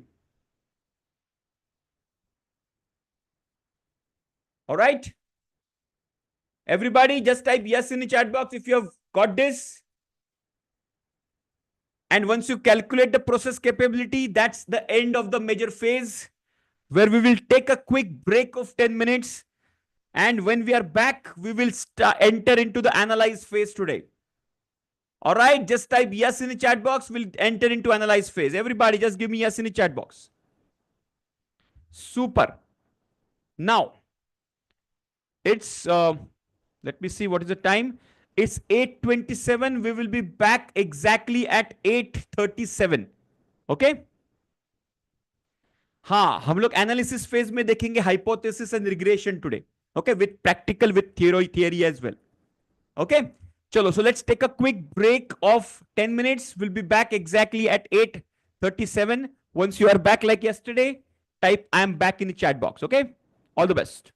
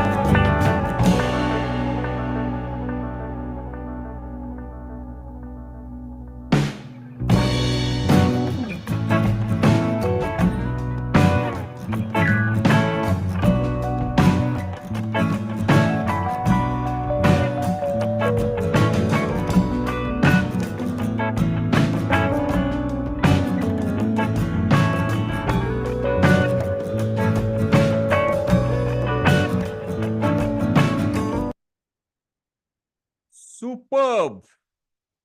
So I hope everybody is back right now. Just type I am back in the chat box. Yeah, Mr. Dronacharya, we will give the link tomorrow for the examination. I'll share the links tomorrow. Okay. This is the second day, right? So tomorrow we have the improve and the control phase, and after that I'll give you update about the examination. Okay. Superb. Everybody is back. Just give me the confirmation. I'm waiting for you. And meanwhile, let me start my recording once again. Superb, guys. So here, meanwhile, as the people are joining right now, just to give you some clear cut, whatever we have just discussed beforehand. So if you have, let's understand this. If you have continuous data, so write like this, process capability. Okay. If you have continuous data, and if you have discrete data, right? So these are two types of data we have. So in case of continuous data, basically what we do, we will do CP, CPK, all right? And, PP, PPK, which is long-term process capability, and the Z-score, all right? And in case of discrete data, we have PPM and DPMO. Yes, everybody understood this? If you have continuous data, CP, CPK and the Z-score. If you have discrete data, go for PPM and DPMO. And this is how we concluded process capability. Are you clear with this? Just type yes in the chat box. Okay, and we have seen CP, CPK, Z-score as well as DPMO as well, just before the break. And that concludes our measure phase. Okay, once the measure phase is done, then we enter into the analyze phase. And in the analyze phase, we have got two approaches. Analyze phase, we have got two approaches. Okay, one is called a lean approach, other it's called Six Sigma approach. Now, in the lean approach, we also called lean approach as process approach. And so lean approach is a process level approach, and Six Sigma is a data level approach. So in the lean, basically, what we cover is, everybody knows process mapping, right? So process mapping we do in lean projects. Okay. See, when do we use lean projects? Generally, when it comes to time related projects, inventory related projects, those kinds of projects, we use certain lean tools. Okay. And process mapping, then we use value stream mapping, VSM, value stream mapping. These are certain tools we use basically. I'm just giving you a brief idea. Okay. So process mapping, value stream mapping, then we do value added, non-value added analysis, VANVA analysis. We do team wood analysis. Everybody knows team wood, right? Just give me yes in the chat box. Transportation, inventory, motion, waiting, overproduction, overprocessing, and defect. Team wood. Yes, everybody knows this. Everybody remembers this. Yes. So all these things are the lean door approach or the process door approach. When it comes to Six Sigma, okay, right? See, out of which teamwood we have already covered in our yellow belt session. Yes or no? VA analysis I will cover tomorrow. VSM we cover deeply in the black belt level. Okay. Now let's come to fishbone. On the other side, Six Sigma, what are the tools we use in analyze phase? So we use fishbone. Everybody knows fishbone. Just give me yes. followed by root cause analysis. First we use fishbone, which is cause and effect or Ishikawa diagram, followed by root cause analysis or YY analysis. Once we do YY analysis, we get root causes, and those root causes have to be validated. So those root causes have to be validated, and this validation is done through hypothesis testing,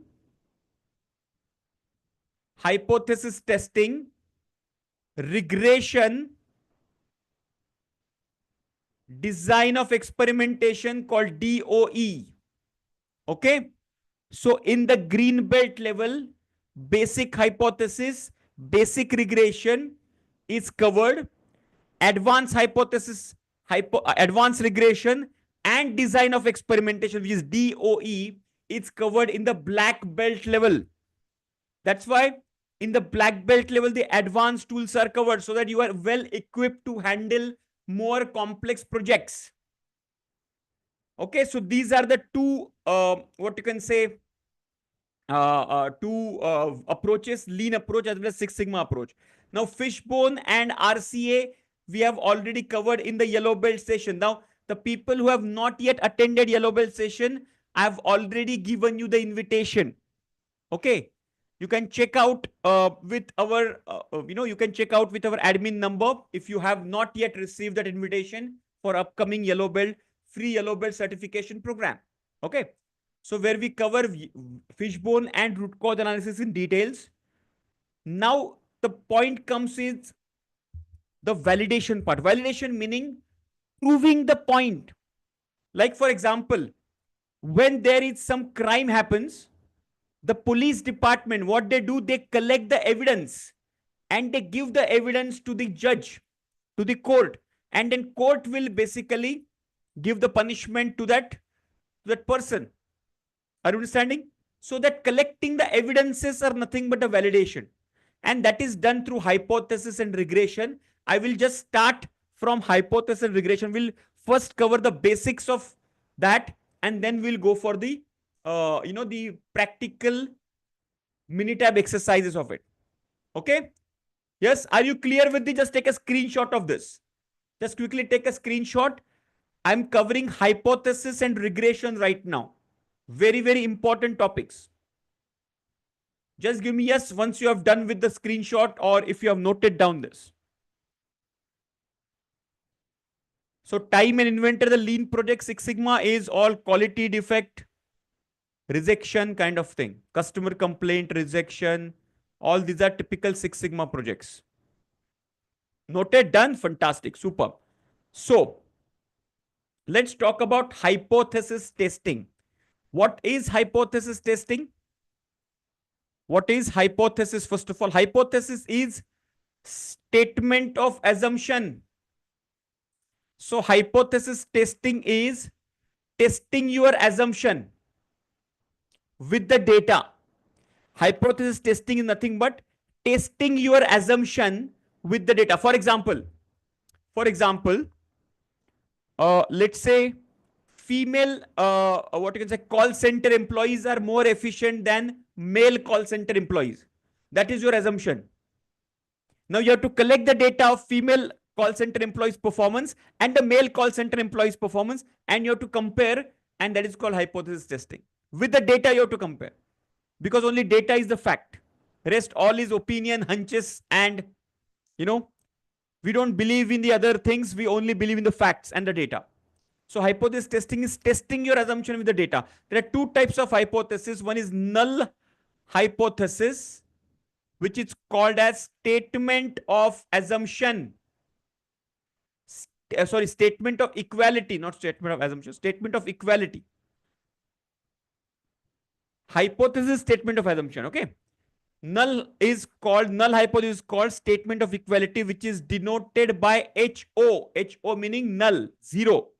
There is no difference, equal.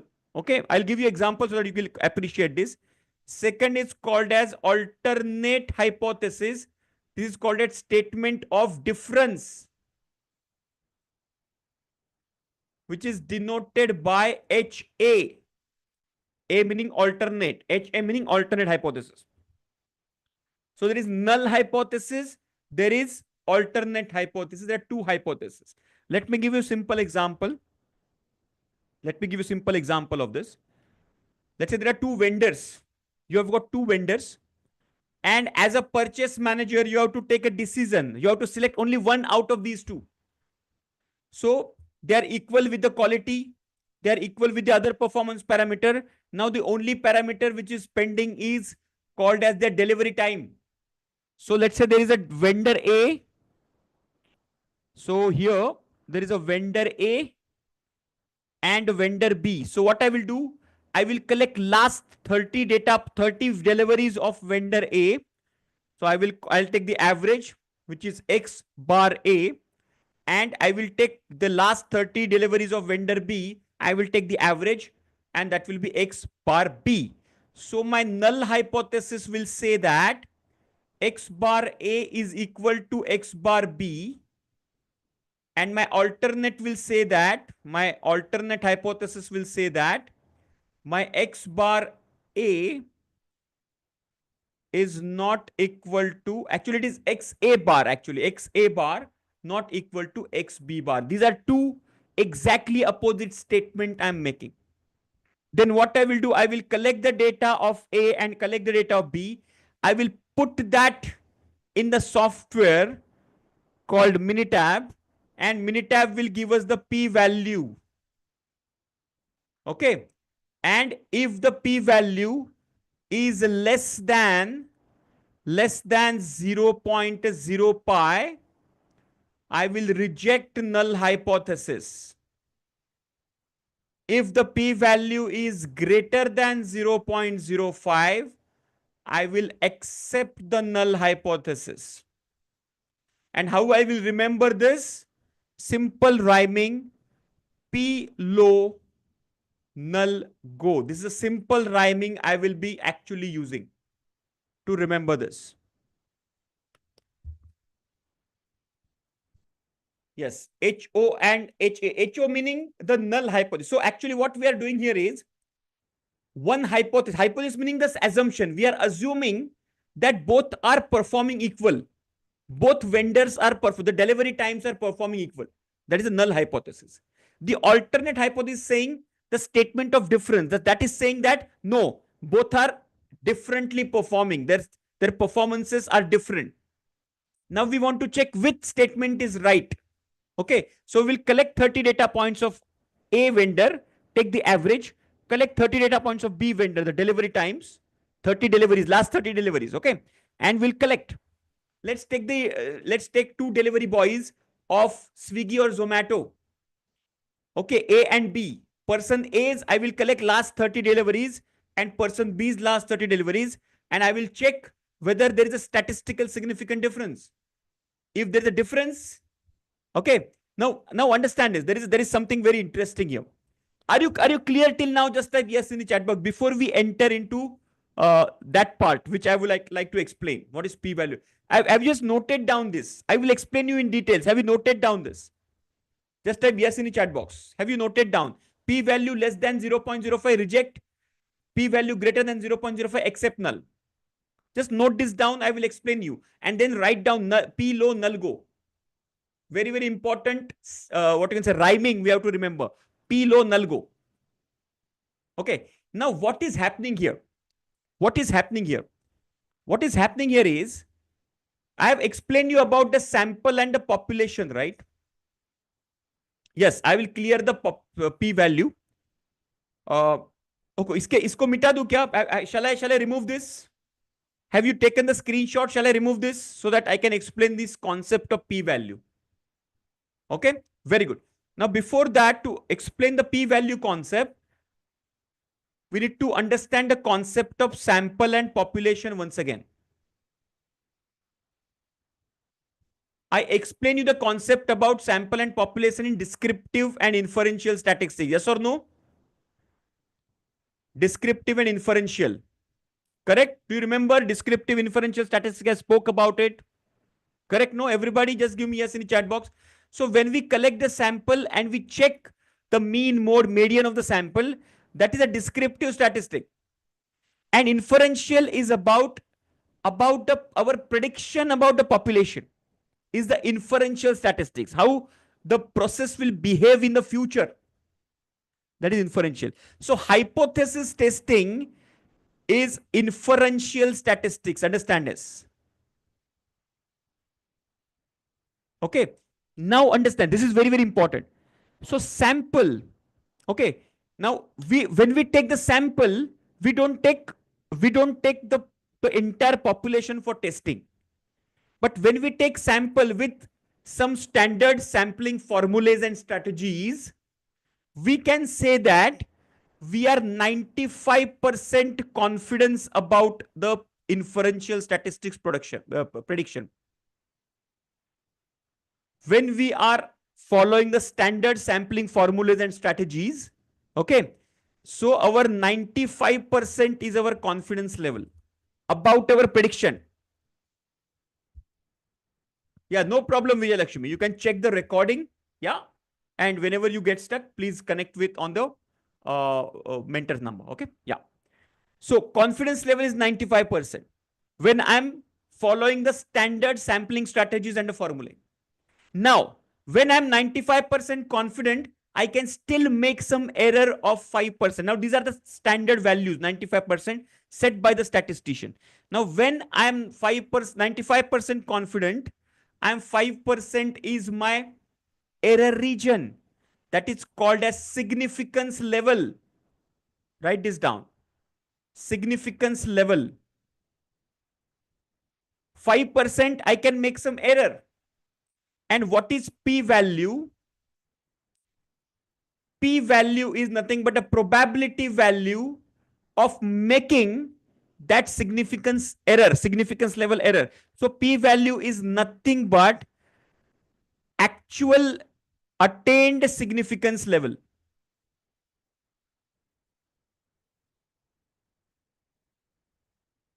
5% is a set value. Okay. Now, when I say 5% is nothing but 5 divided by 100, 5%, right? Which is nothing but 0.05. That's why I always check the p-value against 0.05. Are you understanding this? Because I want to check whether it has reached the significance level or not reached the significance level. How many of you got this? 0.05. Now, okay, 5%, 0.05. Now I can connect the dot of p-value. P-value is the attained significance level which we check. And we don't have to check it manually, calculate it manually. Software will basically do it. Okay. Now, if you want to check this manually as well, you can do it. And we cover that in the black belt level as well. Okay. Black belt level में हम लोग cover करते हैं. ठीक है. Now, let's understand this. Simple example. Arvind ji, simple example. Let's say cricket match is going on. 5 overs, 40 runs. 5 overs, 40 runs, 2 wickets. Okay. Now 5 overs, 40 runs meaning 8 runs per over they are scoring. Correct? Now after 20 overs, I can predict 160 runs. Yes or no, everybody? But can I predict 160 runs with 100% confident? Can I predict 100 with 100% confident? Yes or no? 100% ऐसा ही होगा, 160 होगा, ऐसे होगा क्या? Type yes or no in the chat box. Can I predict like that? Yes, Manojji, you are right. It has to be normal distribution. No, right? I cannot be 100% confident. But if I have taken the sample enough, let's say if I only speak, let's say, let me give you example. Okay. Let me give you example. If my sample is only after 1 over, 1 over the score is 5 runs, where my confidence will be very less about my prediction. But if I have the sample of 18 overs, can I predict very well about 20 overs? Yes or no? If my sample size is high, my predictability will increase. Yes or no? Yes. If 18 overs, my prediction will be very high. So my confidence level will be maybe 99%. Are you understanding? So let me give you example over here. At 1 over, my My confidence will be around 90%. 5 overs may be at 95%. 18 overs, I will be 99.9% confident that I will reach around 200 runs. Yes or no? So according to my sample size, my confidence level will be. So generally, statisticians take 95% as by default value. Okay? Yes. So when I'm 95% confident, there will be 5% error always, correct?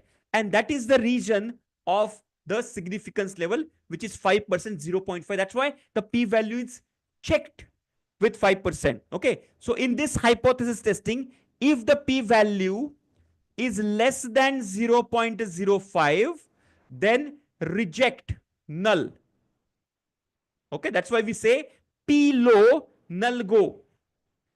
P low, null go. Are you clear with this? Just type yes in the chat box. Super clear? Let me give you a practical example on Minitab to explain this concept to you. Okay. I'll give you a practical example so that you will be in a better position to comprehend this. Okay. It initially seems like a little difficult, but actually it is not. Okay. So here we go. I'm giving you an example of one hypothesis testing called two sample t-test. Can you just download this file for me? Open this file and let me know. File open. Null go meaning reject null. Null go meaning reject null and accept alternate. Alternate say there is a statistical difference. Clear? Yeah, the people having Minitab installed on their system only can see the file and download the file. Okay. That's what I said. The guest, if you are a guest, may not be in a position to open that. Can you see the file? Can you open? If you are on your mobile phone, you will not be able to open the file or see the file. If you are on a desktop or a laptop with Minitab installed, then only you can see the file and open the file. Everybody. Yes, very good. Chalo. So, जिनके पास अभी नहीं है Minitab, just observe what we are doing. Just observe what we are doing. Imagine there are two processes here. Open the file, everybody. Yeah, जिनको file नहीं open हो रहा है, just see this. Now there are two processes. One is standard process and one is pilot process. And we want to check whether there is a statistical significant difference between these two. Now understand this. Huh? One logical question will come in your mind. If I'm taking, let me ask you this logical question. If I'm taking average X bar of process A or standard process and X bar of pilot process, right? So if I take the average, I can compare the averages, not directly. Why this hypothesis testing is required? How many of you have this doubt in your mind? Type in the chat box. If I take the average of one process, average of second process, I can compare. Why the hypothesis testing is required in this case? Simple logical question, yes or no? Everybody? आपको अभी भी file नहीं मिला है? I'm just giving you the file. File is in the chat itself, no? I'm just sharing the file here. Yeah, can you see the file now? Prem Shankar ji, can you see the file? Okay, जिनको file नहीं दिख रहा ना, एक बार आपका ना zoom को थोड़ा सा अपडेट करिए, जूम को थोड़ा सा I repeat again, the people with Minitab, with laptop, with Minitab desktop, okay, installed, उनको ये फाइल दिखेगी, मोबाइल में नहीं दिखेगी. That's point number 1. Okay. Second point, you need to upgrade your Zoom as well. Okay, आपको Zoom को भी upgrade करना पड़ेगा. अगर older version of Zoom you are using, this may not be visible as well. हाँ, mobile में विकास जी will not be visible because mobile you don't have the Minitab, right? You have Minitab on your desktop or the laptop, correct? तो वही आपको ये file मिलेगा because it's a Minitab file. ठीक है? Anyways, जिनके पास नहीं है, just observe this. I will explain you where you can, and below the recording, you will get all the files. Whatever files I'm sharing, you will get all the files below the today's recording as well. Okay. Now, coming back to this, the question which I was asking, average of one data point and average second data point. Why do we need, what you can say, hypothesis testing? So the answer to this is mathematical difference, right? This is null hypothesis says x bar s is equal to x bar p, which is standard process is equal to pilot process.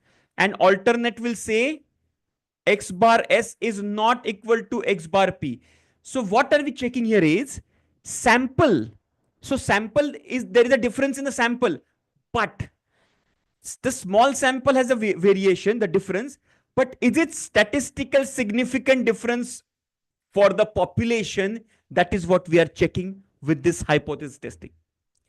In the sample, we are having some difference, small difference or a large difference. But that small or large difference, is it statistically significant? Will it contribute significantly in the difference in the population? That is what we are checking here. Are you understanding? So, मेरे पास sample S का sample and P का sample, standard or pilot का. So, in a larger scale, if I take bigger data of standard and bigger data of pilot, will it be statistically significant? That is what we are checking here. Clear, everybody? Now, let's go to hypothesis testing. Go to stat, basic statistics, two sample t-test. When we are comparing two processes, we need to go for two sample t-test. Just select this.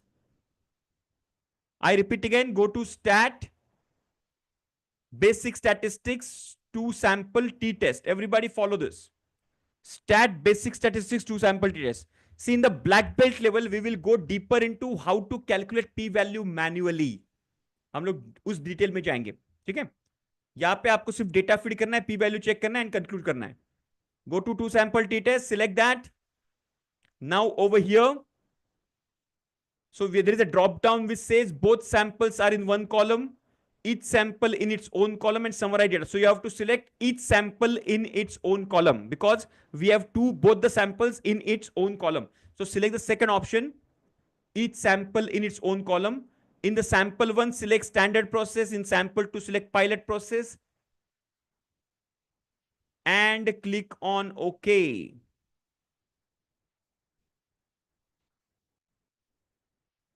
Everybody got it? Just type yes in the chat box. So you will get this summary over here, like this.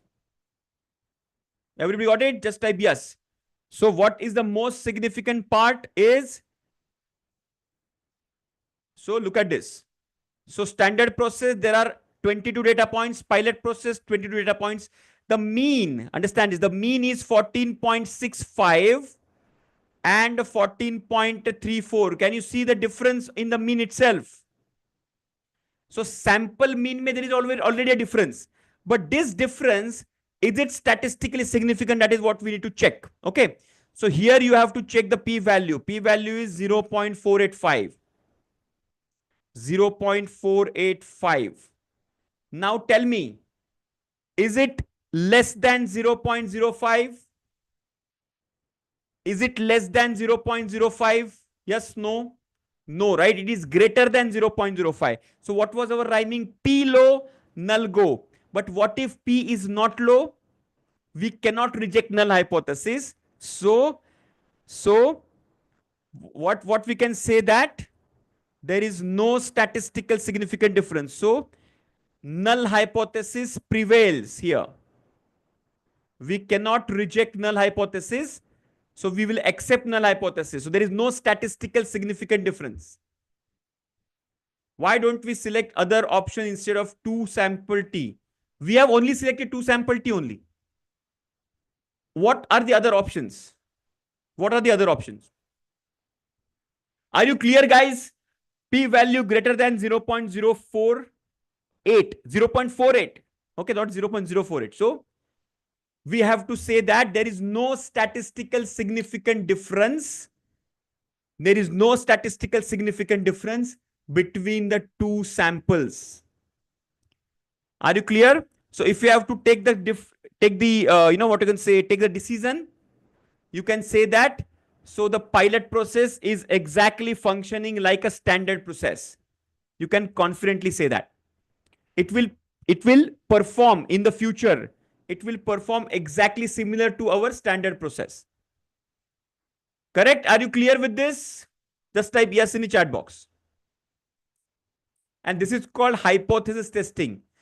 What if there are more than 2 samples, then we have to go for ANOVA. If there are more than 2 samples, 3, 4, 5 samples to compare, then we use ANOVA. Okay. So in the advanced hypothesis testing, we cover ANOVA in the black belt level. And this is called, clear everybody? Just give me yes in the chat box. This is called hypothesis testing. Yes. No, confidence level. So confidence level is, see, 48.5 is attained significance level. Understand this? Akhiji, that's a good question. Confidence level we have set at 95% only. Significance level is set at 5% only. That's set. That is set. Okay. What is attained significance level? So P value is right now not 5%. It is 48.5%. That is the P value, which is attained significance level. So we are always comparing with the 95% confidence only. So confidence level will be 95%. Okay. And significance level will be 5%. That is set values. And our P value is actually attained significance level. So actual attained significance level is 48.5. That's why we are accepting the null hypothesis. Clear? Just type yes in the chat box. See, initially it looks a little difficult. But don't worry. Collect the 2 data points, put them in the software, check the P value, P low, null go. Yeah, one sample. See, when we have less than 30 data points, we go for 1 sample T, 2 sample T data. When we have more than 30, 40, 50, 100 data points, then we go for 1 sample Z test like that. Okay. Z is a normal distribution, right? T, there is another distribution called T distribution. So we are using that distribution. Okay. So this is called hypothesis testing, guys. Are you clear with this? Just give me yes in the chat box. Okay. Now, let me explain you something called correlation and regression. I am actually sharing a file with you. The name of the file is scatter plot. Can you just open this file quickly? And we will do a practical example of first the correlation and the regression.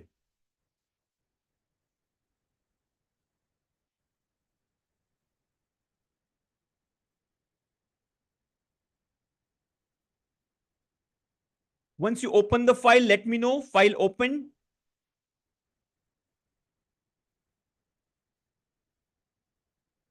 Let me also open the file. Done.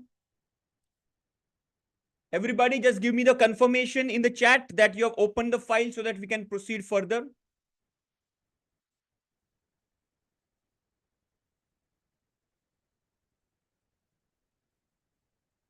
Yeah, it takes a little bit of time to open. Yeah.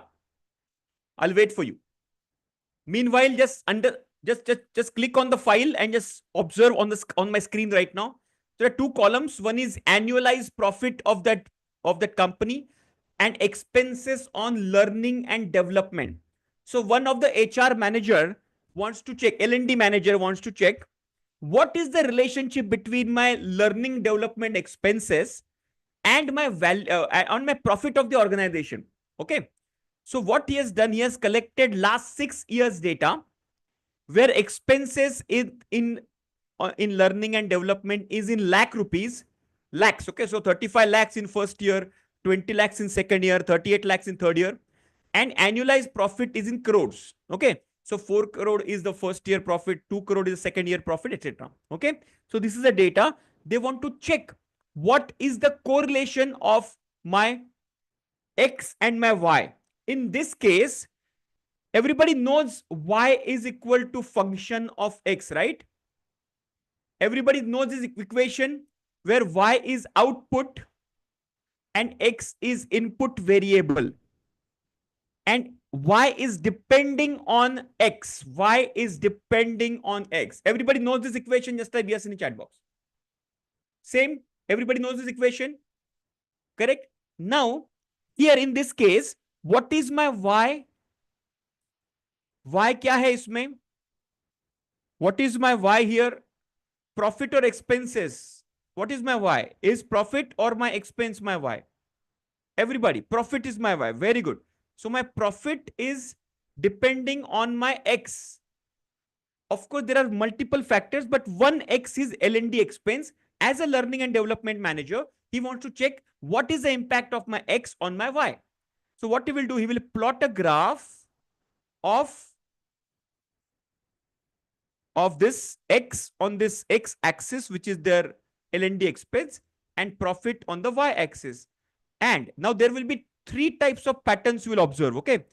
If you observe this kind of pattern, that means if my x is increasing, my y is increasing.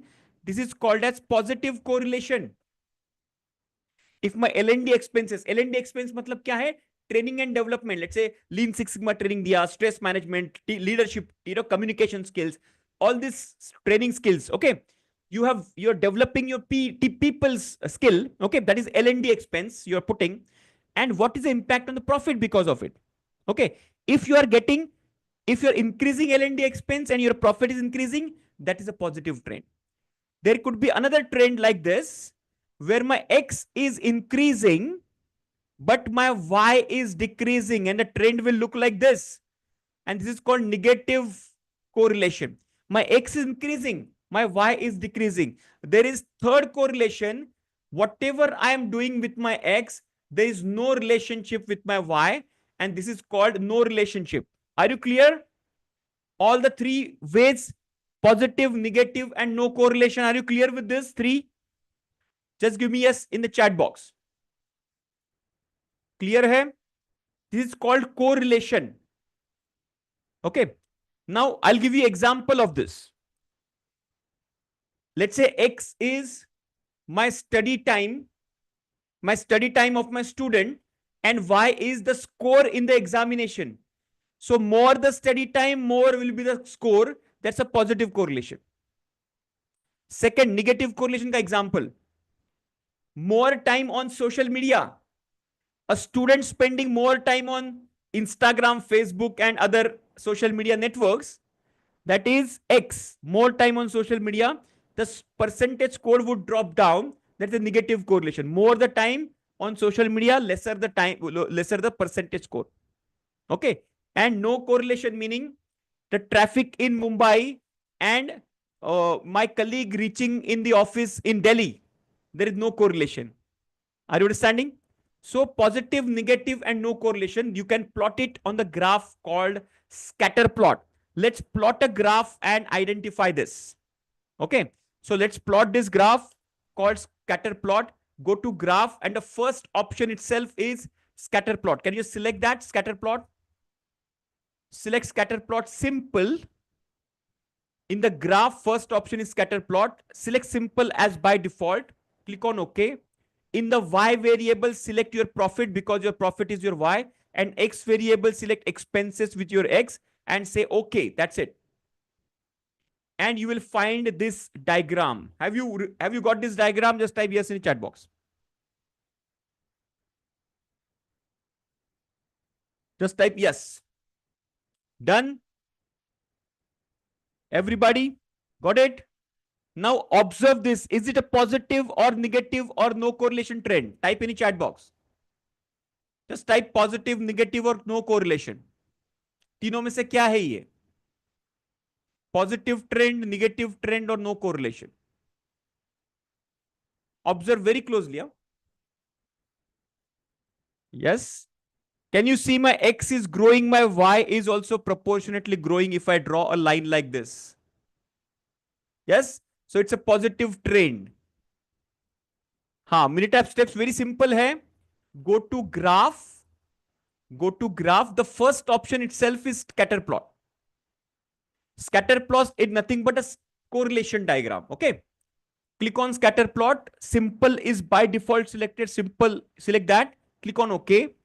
select profit in the Y, double click on profit in the Y and double click on expenses in X, click on OK. And you will get this diagram. And it is showing the positive trend. Now, let's do the regression analysis. Now, what is regression? Let's do it first. And yeah, no issues, Ravindraji. What I will do is I will put all these files below our recording. Okay. And all these files are already available in your green belt curriculum. All right. So for paid members, no, not to worry. These all files are already available. वही file मैंने लिया है यहाँ पे, ठीक है? I'll show you. So now let's find out the regression. Go to stat regression fitted line plot. Everybody follow this. Now correlation we have seen the positive correlation. Now let's go for regression. What is regression? I'll explain. First, go to stat regression fitted line plot. Just follow this path. Stat regression fitted line plot. Just click on that. The same here, response is profit, the Y is profit and X is expenses, and click on OK. That's it. Don't do anything else. And the same graph. Look at this, guys. Both the graphs I'm putting besides each other. Both graphs are exactly the same. But here, there are 3 additional steps. Just like time series and a control chart. Remember, I compared time series plot and a control chart. There are 3 lines which were added. The center line, which is average, and the control limits, right? Similarly, here, we got the line called line of best fit. This is called line of best fit. Okay. Along with that, this is something called regression equation. Write this down. Regression equation. And here is something which is called as R square value. Okay. Now, if your R square value is between 0 to 35%, it is called low correlation. The strength of the relationship is very low. If it is between 35 to 65%, it is moderate correlation or moderate strength. And above 65 plus, you have got strong correlation. Understand this? So it is showing 76.8% R square, which is a strong relationship between X and Y. Okay. Yes. So let's talk about the regression equation, which is so regression equation is nothing but Y is equal to A plus BX. Write this down, where your Y is equal to output and X is equal to input, which we all know. Correct? X is equal to input. What is A? A is called as intercept. And what is B? B is called as slope. Okay. What is intercept? Just try to understand this. If I write this equation down, if I extend this line of best fit towards my Y axis, which is my vertical axis, right? Annualized profit, right? It will hit somewhere here. This point is called as intercept A, which is nothing but this value. Minus 1.8. Why it is minus? Because it is below the lowest value of my Y.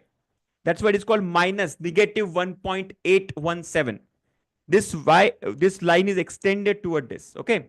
And what is this B? B is called slope. Now try to understand. This is called slope. 0.1883. What is this? Just try to understand this. So if I increase, understand this, if I change 1 unit of my X, this is my X, how much difference it is making on my Y? That is nothing but my slope. I repeat again. If I change my X by 1 unit, how much deviation I am observing on my Y? That is called as slope. Now, 1 unit of expenses of R&D, L&D, if you remember, I mentioned that it is in lakh of rupees, right? So that means, now understand this, huh? Slope, observe here. Slope is positive 0.1883. Okay. Do you remember? I mentioned the profit is in crores and the expenses is in lakhs, right? So what it is showing, here is 1 lakh. If I increase my L&D expenses by 1 lakh, it will impact my Y, which is my profit, by 0.1883 crore or 18.83 lakhs. So 1 lakh input, I am getting 18.83 lakh rupees as output, which is my profit. And this is called as slope. Are you clear? Just type yes in the chat box, guys. Are you clear with this? Y is equal to A plus B. Just note it down and then think through this very, when you are with a calm mind, you will understand this. With 1 unit change in my X, how much deviation I am observing on my Y is the slope. Clear hai? And we can, no problem. I will recap this. Okay. So if we have to predict the value of one, X, if I put the value of X, I can predict the value of my Y. If I put my value of Y, I can predict the value of my X. Okay. Let's do one thing. Have you noted down this? Just type yes in the chat box. Everybody have you noted down the formula, explanation, R square, everything? Very good. So let me clear this. Now, let's do a quick prediction. If I want to predict, let's say, for example, can you give me, if I spend 30 lakhs in my L&D expenditure, how much profit I will get? This is the formula, guys. Profit is equal to minus 1817 plus 0.1883 into expenses. Correct? So if my expense is 30 lakh, so I just have to put profit is equal to, annualized profit is equal to minus 1.817 plus 0.1883 into 30. So first you do the multiplication and then add this. Okay. And give me the answer in the chat quickly. Give me the answer in the chat. Everybody, just calculate it individually. Exactly. Preeti, your understanding is absolutely right. So 1 unit change in X, Y will change 0.188 times. Absolutely right. Is the change in average of X or anywhere in the data series. So actually it is sharing this line of best fit. Now, for example, look at this. I can calculate this value of profit without doing anything. If I have to draw the line vertically for this 30 lakhs, and then I will draw the line horizontally with this line, and I will get around 3.8 crore rupees profit. Everybody got around 3.8 crore? Just give me yes in the chat box. Yes, approximately 3.8. Yeah, Dr. Vamsi, some changes, some calculation एक बार check करिए. 30 multiplied by 0.1883 minus this 1.8. इसको minus करना है आपको. Minus this 1.817 because it is minus. The annual average profit is minus. Okay? Right? So 3.8. So by this regression model, this is called prediction equation or regression equation. Clear, everybody? Yes? Very good. So I will quickly recap. Correlation is establishing relationship between X and Y. That is called correlation. Through scatter plot, we can establish relationship between correlation, between X and Y, whether it is positive, negative, and no correlation. Okay. On the other side, so this is correlation. So this diagram is correlation diagram. Okay, this is showing the correlation. and this is regression. What is the difference between regression? Correlation is establishing relationship between X and Y. Regression is predicting the value of X on the basis of Y or vice versa. So regression में हम लोग predict कर सकते हैं. So what we have in the regression? We have line of best fit, we have R square value, and we have the prediction equation. These are the three things which we get added into correlation. That makes the regression equation. Clear? This is called regression correlation. So we can actually, whenever we have continuous data like this, we can do regression analysis as well to validate our point. So hypothesis and regression are two validation techniques after root cause analysis in our analyze phase. Are you clear with this? Just type yes in the chat box. Clear hai? Shall I ask you one question very honestly? How many of you are feeling bheja fried right now? Just type yes in the chat box. Completely bheja fry after a working day and all these military exercises. You can be very honest and transparent. Yes, yes, I can understand. Okay. What we'll do? So see, this gets a little bit of practice. That's it. Okay. That this takes a little bit of practice. एक बार आपको practice करेंगे, एक बार फिर से recording देख लीजिए, understand, absorb this. Okay. Once you understand the concept, then you will never forget it. So what is required here is, okay, the recording is available. Recording is available in your LMS system for the paid participant. For the guest participant, the recording is available on the YouTube channel. For some time, we will keep it. Okay. What you can do is, whenever you get time for that specific time period, for that, let's say you want to check this. So go to the end of the recording and this much portion, just recap. And you can increase the speed as well. In LMS as well as in YouTube, there is a speed increase option available. So you can just recap with a faster speed. So within 10 to 15, 20 minutes, you can recap the entire hypothesis and regression again. And whatever we have covered before that as well. Okay. एक बार फिर से खुद practice करिए. That will give you the confidence. Okay. See, give some time. Give time some time. That's what I always say. Be patient. Give time some time. See, you'll never become, what you can say, expert in one session. It requires some practice again and again. Okay. Why I'm doing this? Because I'm doing it regularly for last 20 years. Okay. I don't need your 20 years to become expert, but it at least 2 to 3 times, 4 times, if you do, you will become comfortable with the software and the concepts. Clear, everybody?